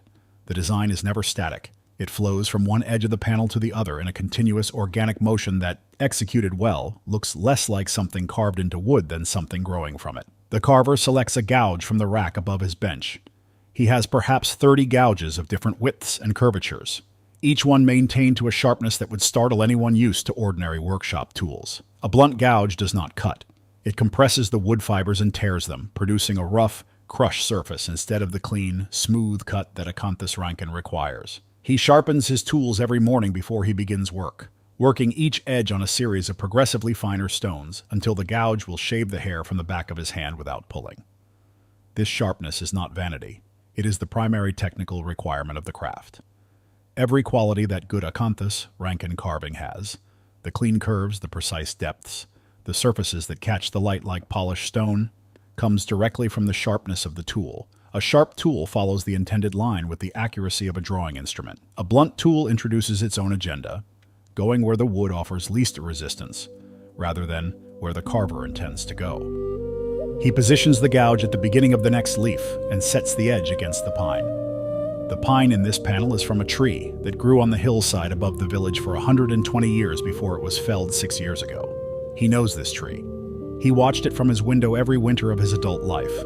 A specific tree in a specific position on the hillside that was identifiable by its shape and by the particular way it caught the snow in winter. When the tree was felled, by a storm that brought it down across the track, he had the timber milled and stacked it in the dry space behind his workshop and left it to season for 4 years before he began using it. The seasoning matters. Freshly felled timber is full of moisture, and moisture means movement. As the wood dries, it moves, shrinking and twisting slightly as the moisture leaves the fibers. And wood that has not fully completed this movement will continue to move after it has been worked, causing cracks and warps that can ruin a piece of carving. Fully seasoned timber, dried slowly over years in a sheltered space with good air circulation, has completed its movement. It is stable. It will not surprise you. He begins the cut. The gouge enters the pine in a slight arc, not a straight push, but a scooping motion that removes a curved shaving of wood, leaving behind it a concave surface that will become the undersurface of the leaf. The shaving curls away from the tool and falls onto the bench below. He moves the gouge to the adjacent position, makes another cut, and another shaving falls. The leaf edge is emerging from the flat surface of the panel in increments too small to measure individually, but accumulating, cut by cut, into something recognizable. This is the pace of acanthus rankin carving. It cannot be rushed. Each cut must be assessed before the next one is made, because each cut changes the surface on which the next cut will be made, and an error, a cut that goes too deep, or at the wrong angle, or removes more material than intended, cannot be undone. Wood is not like clay, which can be added to as easily as it can be subtracted from. In wood, the only direction is forward. Every cut is permanent. The carver does not think about this consciously. He does not narrate to himself the irreversibility of each decision. He simply pays attention, the clean, complete attention of someone who has been doing this for 40 years and has learned, through 40 years of permanent decisions, exactly what kind of attention each cut requires. Outside the window, the fjord is in its afternoon state. The sun, what there is of it at this latitude in October, is already past its highest point, already beginning its early descent toward the ridge of the western wall of the fjord. The light is moving. The quality of it is changing every hour now as the season turns, going from the flat silver light of midday to the long, low amber light of the Norwegian autumn afternoon that the carver has always found the best light for acanthus rankin. The angle of it revealing the surface of the carved wood in a way that overhead light cannot, making every shallow cut throw a shadow, every raised surface catch a highlight. He works in the afternoon light, like a man who knows it is running out, not frantically, the opposite of frantically, with a precision and a deliberateness that comes specifically from knowing he has perhaps 2 more hours before the light goes and the work must stop. Not rushed, but intentional. Each cut chosen for maximum effect within the time available. Each tool change made decisively, without hesitation over which gouge is needed. He is carving the main body of the central leaf now. This is the most complex part of the panel, the leaf that anchors the whole composition, the largest single element, the one whose successful execution will determine whether the rest of the panel works or does not. It has multiple lobes, each one at a slightly different depth, creating a sense of the leaf turning in space. One edge closer to the viewer, another receding, the whole three-dimensional form emerging from what was, an hour ago, a flat plank of pine. Creating depth in flat wood is the central technical challenge of this style of carving. The tree that this wood came from was a single organism growing in one direction, up. The wood has no inherent sense of three-dimensionality. The carver imposes it by removing material from some areas and leaving it in others, by cutting certain surfaces to catch the light, and cutting others to absorb it, by a complex orchestration of depth and angle and surface quality that adds up to an illusion of 3 dimensions on a surface that is fundamentally flat. The technique that creates this illusion most powerfully is called undercutting. It involves cutting beneath the raised surface of a leaf or tendril, working the gouge into the space below the design element, removing material from under it, freeing it from the background so that it appears to float slightly above the surface of the panel. A leaf that has been undercut casts a shadow, a real shadow, not a carved representation of one. And this shadow changes as the light changes, making the carving a living thing that looks different in the morning than it does in the afternoon, and different in summer than it does in winter. The carver's daughter can undercut better than he can. He knows this and says it without self-consciousness, because the knowledge of it is one of the things he is most proud of. She lives in the village 3 fjords north, in her own workshop, with her own rack of gouges maintained to the same sharpness. She specializes in the restoration of historic carved panels in the churches of Western Norway, work that requires not only technical skill of the highest order, but a particular kind of historical literacy, the ability to read the style of an old carving and continue it in a way that is indistinguishable from the original. She learned from him, and she surpassed him.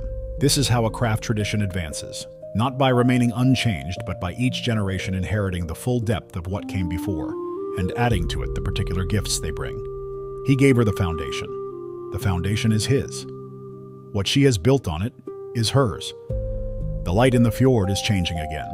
The sun is at the angle now where it just clears the ridge of the western wall, and the light is coming across the water almost horizontally, warm and amber, catching the surface of the fjord in a way that makes it look like hammered gold. The mountains above the tree line are in shadow. The village is in the last of the direct light. The carver has perhaps 40 minutes. He makes them count. He works quickly now, not carelessly, but with the accelerated decisiveness of someone who knows exactly what they are doing and is simply doing it at a higher rate. The gouges move across the wood in a sequence that is almost musical, each cut following the previous one with the logic of a phrase following a phrase, each tool change made in the same motion as the completion of the previous cut, the hands and the mind working in a synchrony that is not thought but something faster than thought. At 3:17, the light leaves the workshop window. Not gradually. The sun drops behind the ridge and the quality of the light in the workshop changes in a single moment, from the warm amber of direct light to the cool, diffuse blue-gray of a fjord afternoon in shadow. The surfaces of the carved wood, which were alive with light and shadow a moment ago, flatten. The panel becomes harder to read. He sets the gouge down. He leans back in his chair and looks at the work. In the cool light, his eyes adjust. He can still see the panel, still assess what he has done today. The main leaf is perhaps 2/3 complete. The lobes are established, the undercutting begun on 2 of the 3 major elements. Tomorrow, in the morning light, he will finish the undercutting and begin the smaller leaf to the right. He runs his thumb along one of the undercut edges. Smooth, clean. The tool left no torn fibers, no ridges, no marks that need to be removed. The cut is what it was intended to be. He nods, covers the panel with a cloth to protect it from dust and from the slight overnight shift in humidity that can raise the grain of a freshly carved surface. He puts the gouges in their rack in their order. He sweeps the bench of shavings with a wide brush, watching the pale pine curls fall to the floor. He puts on his coat and goes outside. The fjord is extraordinary in this light. The still black water, the reflections of the mountains, perfectly inverted, perfectly clear. The one boat tied to the quay, his neighbor's fishing boat, rocking very slightly in some imperceptible current, its reflection rocking with it. The first star visible above the eastern ridge. He stands on the quay and looks down the fjord toward the south, toward the open water that lies beyond the next bend, and the bend after that, and the long coast of Norway, beyond that, stretching all the way down to the Skagerrak, and the North Sea, and the world beyond. He is not thinking about any of that. He is thinking about the undercutting on the 3rd lobe of the central leaf, about whether the angle he began today is correct, or whether it needs to be slightly steeper to produce the shadow he wants. He will think about this tonight and probably again in the morning, and when he sits down with the gouge and the panel in front of him, he will make the decision that his hands have already made while his mind was occupied with thinking. This is the rhythm of the work. The doing alternates with the not doing, the evenings and the nights and the early mornings when the hands are still but the knowledge is working, processing, preparing.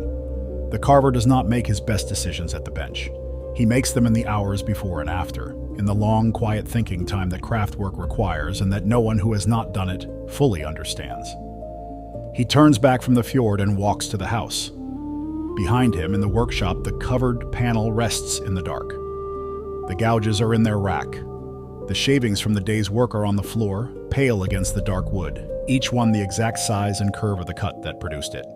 Every shaving a record, a fossil, the negative space of the work that is building the leaf one removed piece at a time. The fjord holds the village in its cold arms. The mountains hold the fjord. The forest holds the mountains. And the dark holds everything, the workshop and the panel and the tools and the knowledge in the hands that made what was made today. Sleep now. The gouge is resting. The pine is waiting. The fjord is still and deep and completely itself. And tomorrow, in the morning light, the carver will sit down and pick up the gouge and find the line he left today and continue it. One cut, one shaving, one leaf emerging, slowly from the flat surface of the pine. As it has emerged from the flat surfaces of the pine in the fjord villages of western Norway for 300 years. Patient, precise, unhurried, and beautiful in the particular way that only things made by a single human hand over many slow days can be beautiful. Good night from the fjord. Good night from the workshop where the gouges are resting in their rack, and the pine shavings are on the floor, and the panel is covered and waiting for the morning light. The fjord is dark. The mountain is still. Sleep deeply, all night long. But the fjord has more to tell us tonight, and the wood has more to tell us. And the craft has a history that goes deeper than one man in one workshop on one October afternoon, and that history is worth following into the dark. The acanthus plant is Mediterranean. It grows naturally in Greece and Italy and along the coasts of North Africa. A large architectural plant with deeply lobed leaves that have been used as a decorative motif since the ancient Greeks incorporated them into the capitals of Corinthian columns in the 5th century BC. The acanthus leaf of the Corinthian capital, stylized, formalized, repeated in stone by Greek and Roman craftsmen across the ancient world, is the ancestor of the acanthus rankin that the carver in the Fjord village is working on today. The journey from the Greek column to the Norwegian door is long and indirect, traveling through the Baroque wood-carving workshops of Flanders and Germany and into the churches and manor houses of Scandinavia in the 17th century, carried by craftsmen moving along the trade routes of Northern Europe, adapting the southern Mediterranean plant to the northern tradition of woodwork, giving it a wildness and a movement that the Greek original did not have, making it grow rather than merely decorate. The Norwegian craftsmen who received this tradition and made it their own were working in a material, the native pine and birch of the Scandinavian forests, that behaved differently from the oak and walnut of the Central European tradition and the limestone and marble of the ancient Mediterranean one. Pine is softer than oak, more forgiving of the gouge, but also more susceptible to tearing if the tool is not absolutely sharp. It has a pronounced grain, those long parallel lines that run the length of the plank. And this grain is both a constraint and a resource. A constraint because carving across the grain is difficult and produces a rough surface. A resource because the grain adds visual depth to the carved surface, the lines of the wood playing against the lines of the carved design in a counterpoint that is one of the distinctive pleasures of Norwegian acanthus rankin. The carvers learn to work with the grain, to plan their designs so that the major movements of the acanthus follow the grain rather than crossing it. To use the grain as part of the design, as an additional layer of visual information that enriches the carved surface. This accommodation between the craft and the material produced a style that is inseparable from the specific wood of the Norwegian forests and would look different, would be different, if it were carved in any other material. This is the lesson of all the best craft traditions. The material is not a passive recipient of the craftsman's intentions. It is an active participant in the work. It has its own character, its own preferences, its own ways of responding to the tool. The best craftsmen learn to listen to the material, to understand what it wants to do, which is not always what they want to do with it, and to find the designs and the techniques that work with the material rather than against it. The pine of Western Norway wants to move in long, smooth curves. It resists short, sharp angles. It prefers the gouge to the chisel, the scoop to the cut. It will accept undercutting if the tool is sharp and the approach is correct, but it will tear and split if forced. These are not rules that anyone taught the carver in the Fjord village. They are things he knows the way he knows the path down to the key, through 10,000 iterations, through all the times he went wrong, and the wood told him so in the language of a torn fiber, or a split grain, or a surface that is not what he intended. The wood teaches, it always teaches, and the craftsmen who are willing to be taught, who come to the material with attention rather than imposition, are the ones who eventually make things that look like they could not have been made any other way.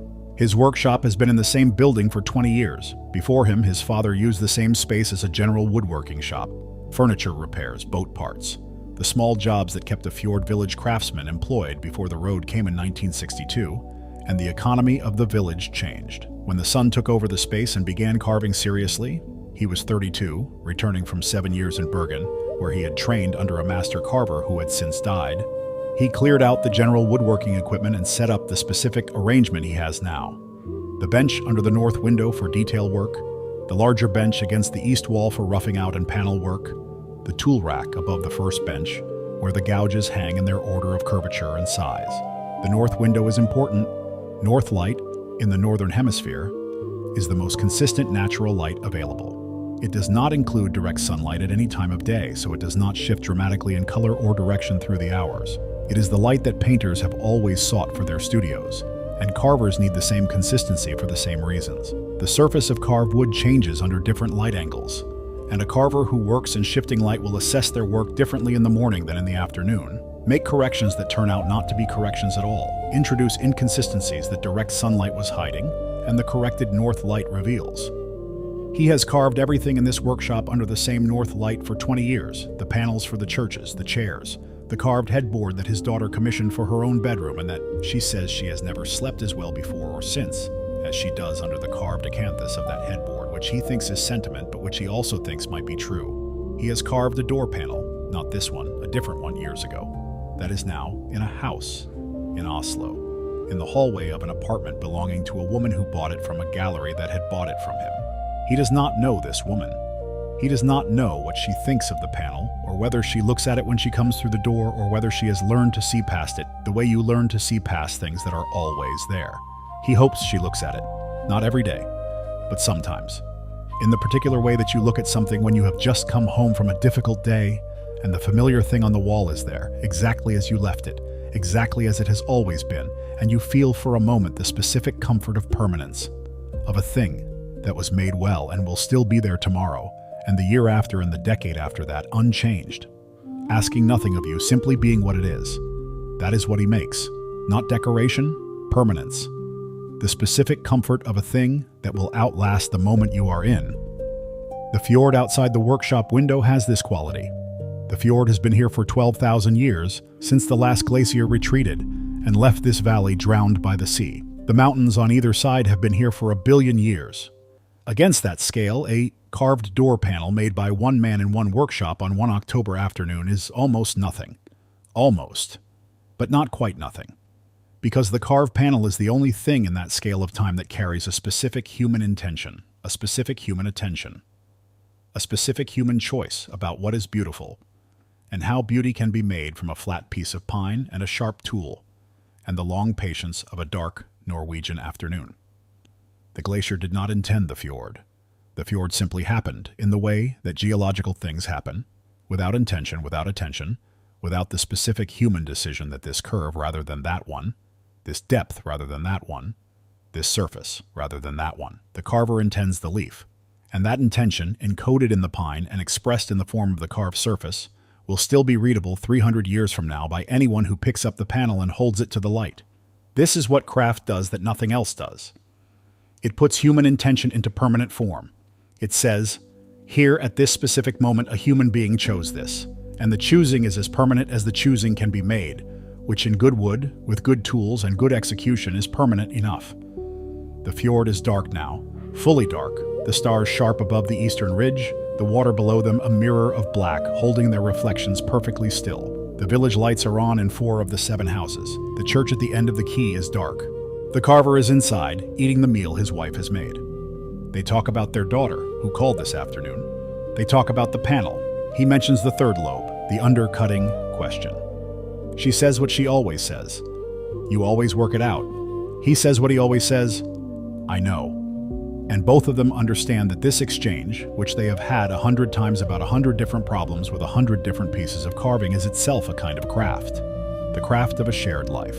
The accumulated knowledge of 2 people who have been paying attention to each other for 30 years. After the meal, he sits for a while in the chair by the window. He can see the workshop from here, the dark shape of it against the slightly less dark sky.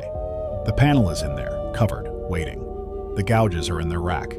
He is thinking about the undercutting on the third lobe, not consciously, but somewhere below the level of the conversation he is half attending to, below the level of the news on the radio his wife has turned on in the kitchen. The question is being worked on. The hands know more than the mind does, and they work at night, in the dark and the quiet, preparing for tomorrow's cuts without being asked. By morning, he will know the answer. Let the fjord carry you now. The cold, still, perfect fjord, the black water and the mountains and the stars and the 7 houses and the workshop with the covered panel and the rack of sharp gouges waiting in the dark. Let the silence of it reach you.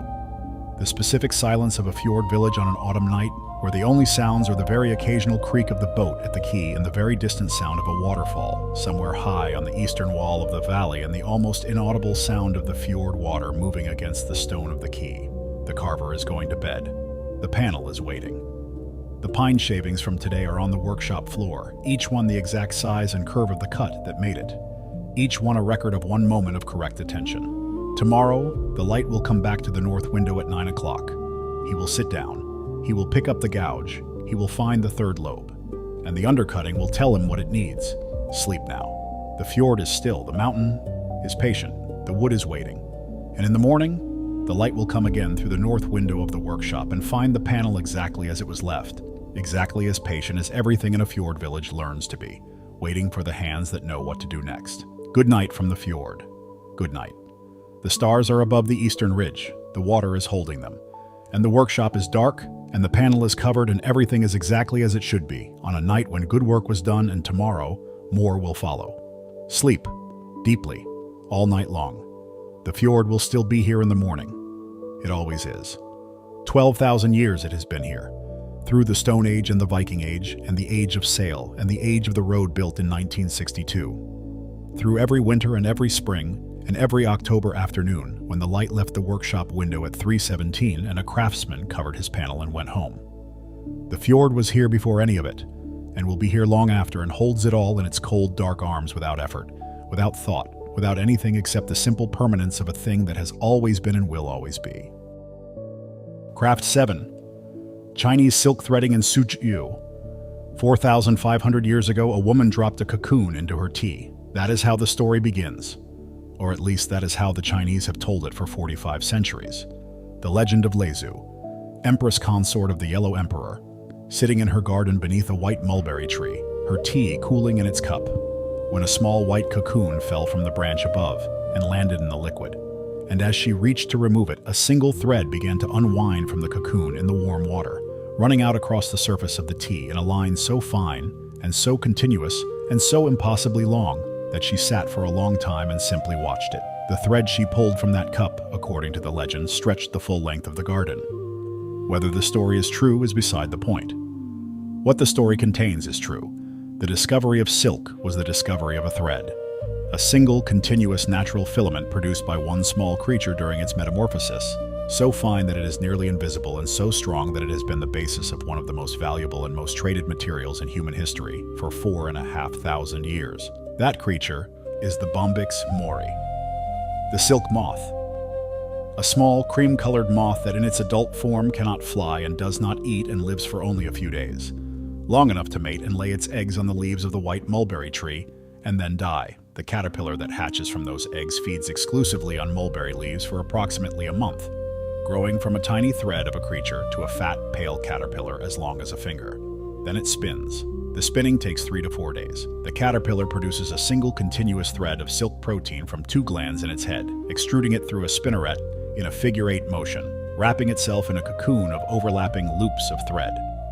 The cocoon is complete when the caterpillar has used all its silk, which amounts to between 500 and 1,000 meters of continuous filament, all from one creature, all produced in 4 days, all wound in a structure of such engineering precision that it will protect the pupa inside through its transformation from caterpillar to moth. That thread is what we have come to Suzhou to find. Suzhou, a city of canals and gardens in the Jiangsu province of eastern China, in the fertile delta of the Yangtze River, where the climate, warm and humid, the winters mild, the summers long, is exactly what the white mulberry tree and the Bombyx mori silkworm require. Suzhou has been a center of silk production for over 4,000 years. It was producing silk when the first pharaohs were building the first pyramids in Egypt, when the Greeks were beginning to write down their myths, when Rome was still a village on a hill. Marco Polo visited Suzhou in the 13th century and wrote that it was a city of extraordinary refinement, of silk weavers and merchants, and a quality of life that his European readers found difficult to believe. The silk of Suzhou was already, by that time, among the most prized materials in the world, carried along the Silk Road that connected China to Persia and Byzantium, and eventually to the courts of medieval Europe, where a length of Chinese silk was worth more than gold by weight. Tonight we are in a workshop in the old quarter of the city. The workshop occupies the ground floor of a traditional Suzhou residence, a building of white plastered walls and dark timber beams arranged around a courtyard garden where a white mulberry tree grows in one corner, its branches bare in the autumn night, its roots going down into the same soil that has grown mulberry trees for the silk workers of this city for 4,000 years. The street outside is one of the narrow lanes of the old quarter, the kind of lane that the modern city has mostly replaced with wider roads and new buildings, but that survives here in the protected historic district in its original form. Stone flags, whitewashed walls, the occasional red lantern, the sound of the canal that runs parallel to the lane 100 meters to the west, carrying its dark water slowly toward the Yangtze. Step inside. The workshop is lit. Not brightly, the lighting is warm and low, the kind of light that makes a space feel inhabited rather than operational. Along one wall, 3 reeling frames stand in a row, each one attended by a woman. The frames are wooden, perhaps 1.5 meters tall, constructed around a central rotating cylinder onto which the silk thread is wound as it is drawn from the basin below. Beside each frame, a basin of hot water, the temperature carefully maintained, the steam rising softly in the cool evening air of the workshop. And in the basins, floating in the warm water, the cocoons.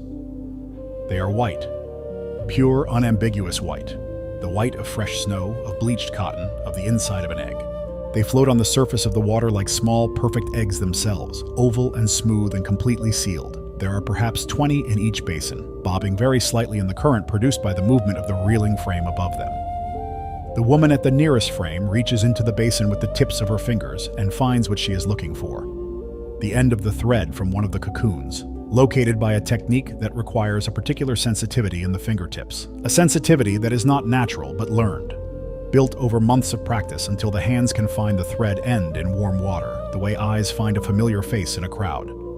She draws the end up, passes it through a small ceramic guide, and joins it to the threads from 4 other cocoons, drawing all 5 together through a series of guides until they are combined into a single strand.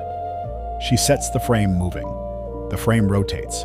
The combined thread draws upward from the hot water, lifting from the 5 cocoons simultaneously, each one beginning its unwinding. The cocoons circle slowly in the basin as they unwind, not sinking, because the thread is holding them at the surface, but turning, each one finding its own rhythm, the 5 of them together creating a small, slow choreography in the warm water. This is reeling.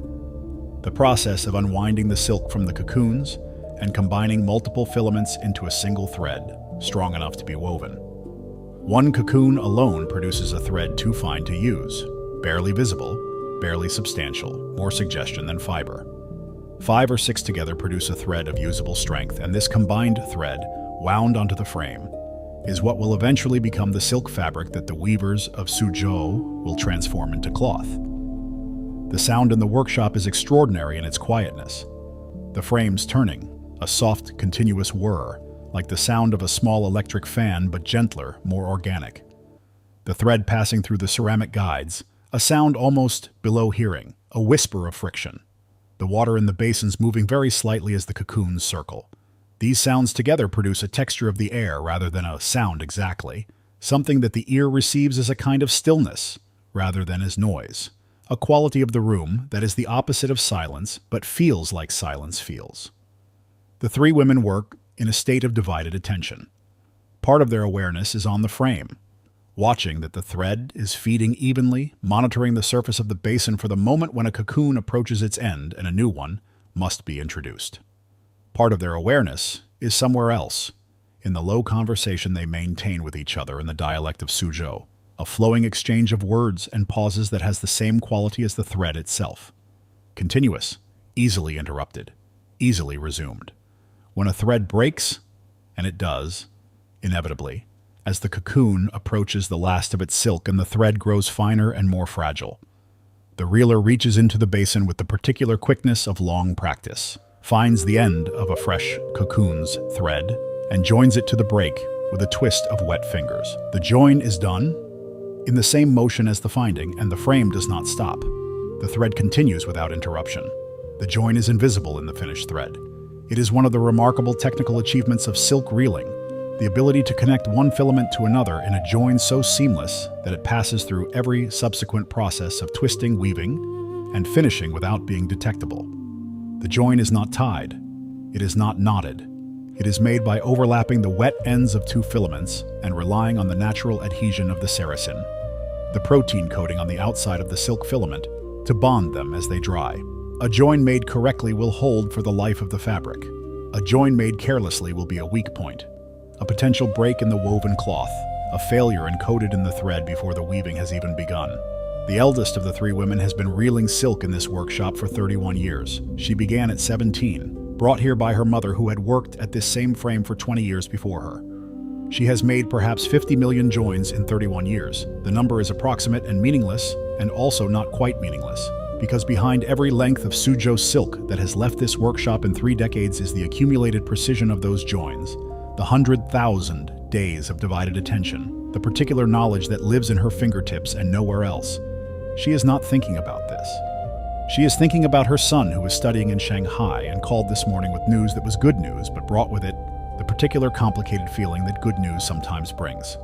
The knowledge that the good thing is also a step away, a step toward a different life than the one she has lived in this workshop in this old quarter of this canal city. Her hands are doing what they always do, finding the thread, drawing it upward, making the join. Her hands do not need her attention. They have had her attention every working day for 31 years. They know. Now let us go further back into the story of this thread. Further back than the workshop, further back than Suzhou, further back than the legend of Empress Lizu and her garden and her cup of tea. Let us go back to the mulberry tree. The white mulberry, Morus alba, is a tree of extraordinary importance. It is not beautiful in the way that cherry trees are beautiful or the way that ancient oaks are beautiful. It is a working tree, a practical tree, a tree whose significance is entirely about what it feeds and what that feeding makes possible. The silkworm will eat only mulberry leaves, not oak leaves, not willow leaves, not the leaves of any other tree, only Morus alba. This specificity, this absolute dietary requirement of the silkworm, means that wherever silk has been produced in human history, the white mulberry has been there too. The two organisms are bound together in a relationship so complete that neither can continue without the other. The mulberry feeds the silkworm. The silkworm produces the thread. The thread is harvested, and the mulberry is pruned to produce fresh growth for the next generation of silkworms. The cycle continues.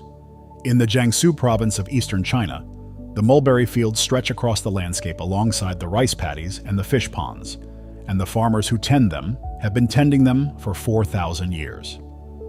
The management of a mulberry field for silk production is itself a body of knowledge of considerable depth. When to prune, how heavily, which varieties of mulberry produce leaves of the best quality for the silkworm at different stages of its growth, how to manage the tree to produce the maximum yield of leaves through the 3 to 4 growing seasons that the silkworm requires each year. The silkworm season in Suzhou begins in spring, when the first mulberry leaves emerge. The eggs, tiny, flat, the size of a pinhead, are kept at a carefully controlled temperature through the winter, and in spring they hatch in response to the warming of the air.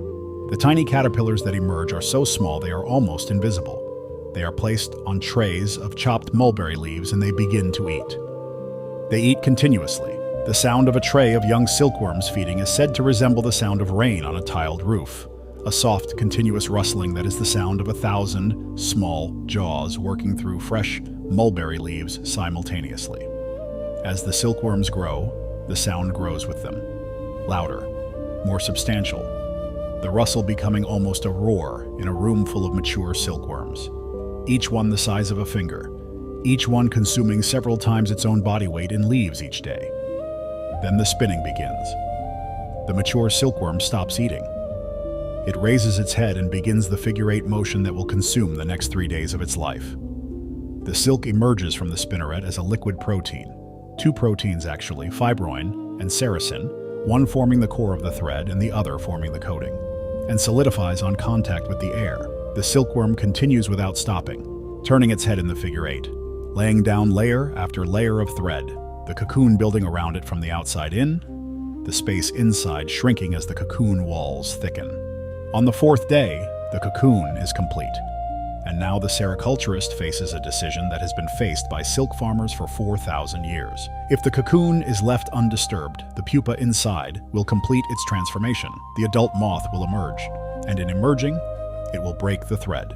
It will cut through the 1,000 meters of continuous silk filament with a secretion that dissolves the sericin and opens a hole in the cocoon wall, and the thread will be destroyed, reduced from a single continuous filament to a mass of short, broken pieces usable only for a lower grade of silk.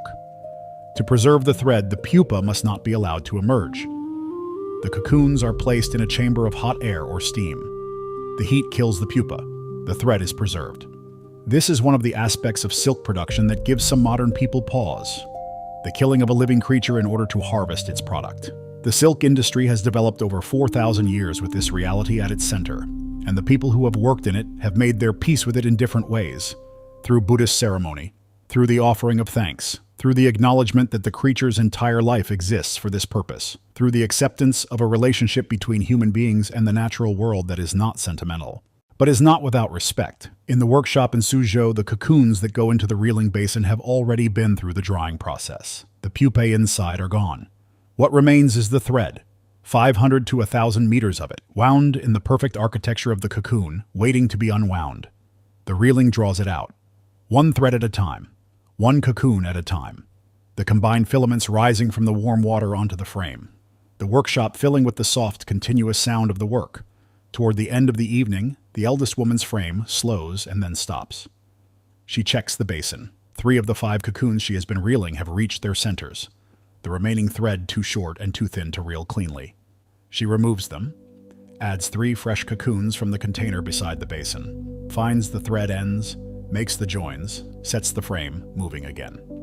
The 3 women work on. The silk that leaves this workshop will go to the weaving hall, where it will be twisted and wound onto bobbins and loaded into the looms that have been the other half of Suzhou's silk tradition since before recorded history. The looms of Suzhou. The song brocade loom is the most celebrated, a loom of such mechanical complexity that it requires 2 operators working in complete coordination and produces cloth whose patterns can take months to set up and years to fully weave. Produce textiles of a quality that the emperors of China considered worthy of tribute, and that the merchants of the Silk Road considered worth the months-long journey from Persia and the years-long journey from Europe. Song brocade, the most complex textile in the world by some measures, a cloth woven on a loom that stands 3 meters tall and occupies a room by itself, whose pattern is encoded in thousands of pattern cards hanging above the frame, each one specifying the lift of specific warp threads for a specific pick of the weft. A cloth whose surface, when finished, does not look like a cloth at all, but like a painting.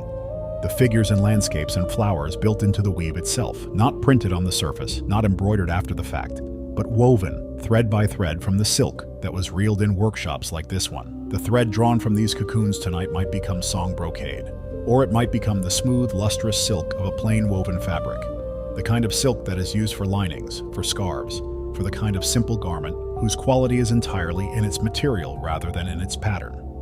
Or it might become the thick, ribbed silk of a furnishing fabric, or the light, gauzy silk of a summer cloth. The thread does not know yet what it will become. It is simply thread. 5 filaments twisted together on a frame in a warm workshop in the old quarter of Suzhou. On a quiet autumn night, when the canal outside is dark and still and the city is settling into its evening. What it will become is decided by the weavers, and what they make from it is decided by the people who carry it out of the workshop and into the world. But the thread is the beginning. Without the thread, nothing else follows. Without the cocoon, no thread. Without the mulberry, no cocoon. Without the 4,000-year history of this city and this craft, and this specific relationship between a tree and a caterpillar, and a human hand that learned how to find the thread end in warm water and draw it upward without breaking it. Without all of that, none of what follows is possible. This is what you are listening to tonight. Not just the story of 3 women in a workshop in Suzhou. The story of 4,000 years of accumulated knowledge living in the fingertips of people who learned it from their mothers, who learned it from theirs, all the way back to a garden and a mulberry tree and a cocoon falling into a cup of tea on an afternoon so long ago that the world looked almost nothing like it looks now. The frames are turning. The thread is rising. The workshop is warm.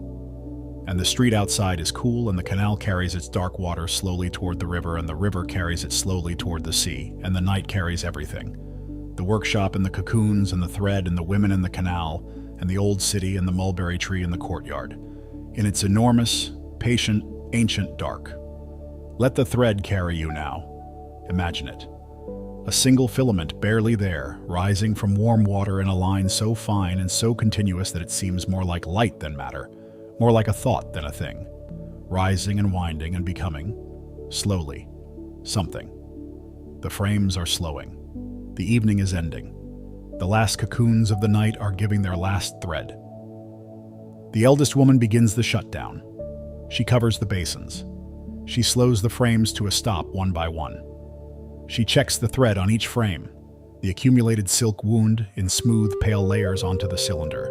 A day's work, perhaps 300 meters of combined thread on each frame, ready for tomorrow's twisting. She runs her hand along the thread on the nearest frame, smooth and slightly cool under her fingers, the Saracan coating giving the thread its characteristic feel. Not quite like anything else. Not cotton, not linen, not synthetic fiber. Something between fluid and solid. Between plant and animal. Between the world and something finer than the world. She has felt this every working day for 31 years. She covers the frame with a cloth. The workshop is quiet now. The other two women have gone. The basins are covered. The cocoons are resting. The thread is wound on its frames in the cool of the workshop, waiting. She steps out into the lane. The autumn night of Suzhou is cool and slightly damp. The air carrying the particular smell of the canal city, stone and water and old timber, and the faint sweetness of the mulberry trees that still grow here and there in the old quarter, their bare autumn branches reaching over the whitewashed walls of the lanes. She looks up at the mulberry tree in the courtyard of the workshop. Its branches are empty now, the leaves gone, the bark dark in the lamplight, the branches very still in the cool air. In spring they will be full of leaves again. The silkworms will hatch, the eating will begin, and in a few weeks, the spinning, the 3-day figure 8, the cocoon building around the creature that made it, the thread winding in the perfect architecture of something that does not know it, is making something that is simply doing what its body knows to do. Then the warmth of the basin. Then the thread unwinding. Then these hands, finding the end in the warm water, drawing it upward.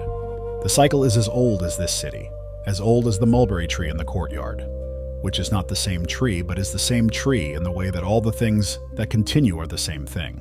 The same species, the same roots, the same leaves, the same purpose. She walks home along the canal. The water beside her is perfectly still and perfectly dark. A lantern on the far bank reflects in it, a small amber circle in the black water, broken very slightly by the movement of the current, the thread of light in the dark water. She does not notice it. She has walked this canal every night of her working life, and the beauty of it has become transparent, the way all beauty becomes transparent when it is close enough and old enough. But it is there, the thread of light in the dark water, continuous, impossibly fine, running from the lantern all the way down into the depth of the canal, into the dark, below the dark, into the place where no light reaches. The same thread that has been running through this city for 4,000 years. Sleep now. The workshop is dark. The frames are resting. The cocoons are still in their basins. And somewhere in the old quarter of Suzhou, in a courtyard behind a white plastered wall, a mulberry tree stands bare in the October night, its roots reaching down into soil that has grown silk for 4 millennia. Its branches waiting for spring, for the leaves, for the caterpillars, for the thread. The same thread. Always the same thread. Rising from the warm water into the cool air of the workshop, as it has risen every morning in this city since the Yellow Emperor's wife dropped a cocoon into her tea and everything changed. Good night from Suzhou. Good night from the workshop where the thread is resting. Good night from the canal city where the water runs dark and still and the mulberry trees are waiting. And the women who know how to find the thread end in warm water will be back in the morning. Sleep. The thread is holding. All night long. But before Suzhou goes entirely dark and the canal carries you into sleep, there is one more part of this story that deserves to be told. It is about the Silk Road. Not the romance of it, the camel caravans and the desert crossings and the merchant adventurers, though all of that is real and extraordinary. The deeper story, the story of what silk meant when it traveled, what it carried besides itself. When a length of Suzhou silk arrived at the court of the Byzantine emperor in Constantinople, in the 5th century AD, it arrived as more than cloth. It arrived as proof. Proof that somewhere in the Far East, beyond the deserts of Central Asia and the mountains of Persia, there was a civilization of a refinement so advanced that it could produce a material that no one in the Byzantine world could identify, let alone replicate. For centuries, the Byzantine Empire and the Roman Empire before it had been importing silk from China without knowing what it was. They knew it came from somewhere very far away. They knew it was made by some kind of creature.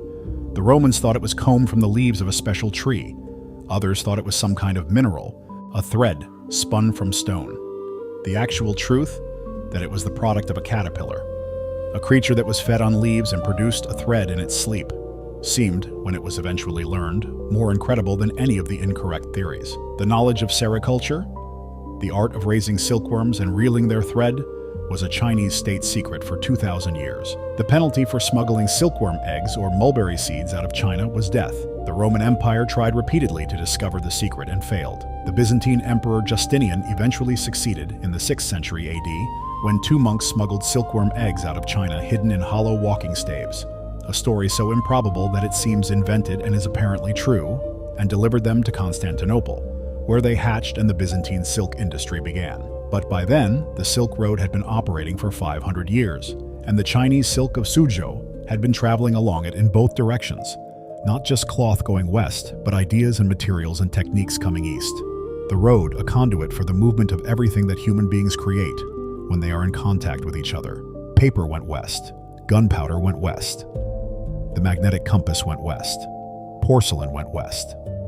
Buddhism came east along with peaches and grapes and the Nestorian Christianity that established itself in the Tang dynasty capital of Chang'an and left its mark on Chinese art and architecture. The Silk Road was not a road, and it was not only about silk, it was the longest, most complex, most consequential trade network in human history, and it was built on the thread that the women in this workshop in Suzhou are still reeling tonight. The eldest woman knows none of this as a story she tells herself. She knows it the way she knows the weight of a full frame of silk and the temperature of the reeling basin, and the feel of the thread join under her wet fingers. As fact, embedded so deeply in the context of her life that it has become part of the context itself. Unremarkable. Simply there. She knows that silk is important. She knows that what she does matters. She knows this not from history books, but from 31 years of working with a material that has always been treated with a seriousness that ordinary materials are not treated with. The care and the temperature of the basin, the precision of the thread count, the particular attention that every stage of the process receives from the people who do it. You do not treat unimportant things with this kind of attention. The attention itself is a form of knowledge, transmitted through the seriousness with which the work is done. And the work is serious, not solemn. There is laughter in the workshop, conversation, the easy companionship of people who have worked in the same room for years, but serious in the sense that every decision matters. Every join matters. Every length of thread that leaves this workshop carries the quality of the attention that went into it, and that quality will be present in everything made from it, all the way down the chain from the reeling basin to the weaving loom to the finished cloth to the person who wears it. This is the gift of craft. Not only the finished object, the cloth, the jacket, the length of brocade, but the quality of attention that made it. That attention is not abstract. It is encoded in the material. It is readable, by hands that know how to read it in the thread itself. The canal outside the workshop is very quiet now. The old quarter of Suzhou at this hour is almost completely still. The restaurants closed, the shops shuttered, the tourist boats tied up for the night. Only the water is moving. The slow, dark current of the canal carrying its usual cargo of reflections and fallen leaves and the accumulated memory of 4,000 years of this city's life. The mulberry tree in the courtyard is bare and still. In the workshop, the silk on the frames glows very faintly in the lamplight that comes through the crack under the door. Pale, almost luminous, the way that things made of very fine fiber seem to generate their own light rather than simply reflect what falls on them. The thread is resting. The cocoons in their covered basins are still, and the city of Suzhou holds its night around the workshop. The canals and the gardens and the old lanes and the new buildings pressing against the edges of the historic district, and the Yangtze somewhere to the north carrying everything slowly toward the sea. 4,000 years. The same tree, the same caterpillar, the same warm water, the same fingertips finding the thread, the same thread rising. Let it rise now in your mind, in the last moments before sleep. That single filament, barely there, rising from warm water in the light of a Suzhou workshop, so fine it seems made of nothing. So continuous it seems made of everything, rising and winding and becoming the thread of all of it. The Washi paper and the Moroccan leather and the Harris tweed and the Murano glass and the Jaipur block print and the Norwegian carved leaf and now this. The silk of Suzhou, 4,500 years of human patience and attention and knowledge made visible in the thinnest possible line. All of it thread. All of it continuous. All of it human hands, finding the end in warm water, drawing it upward, not letting it break. Sleep now, deeply, all night long. The thread is holding, the workshop is dark, the canal is still, and somewhere in the courtyard, the mulberry tree is standing bare in the October night, its roots reaching down into the ancient soil, waiting for the spring that will always come, bringing with it the leaves and the caterpillars and the cocoons and the thread that rises, as it has always risen. From warm water into the cool air of morning. Good night from Suzhou. Good night from the city of canals that has been making silk since before anyone was writing history. Good night from the workshop where the thread is wound and waiting. Good night.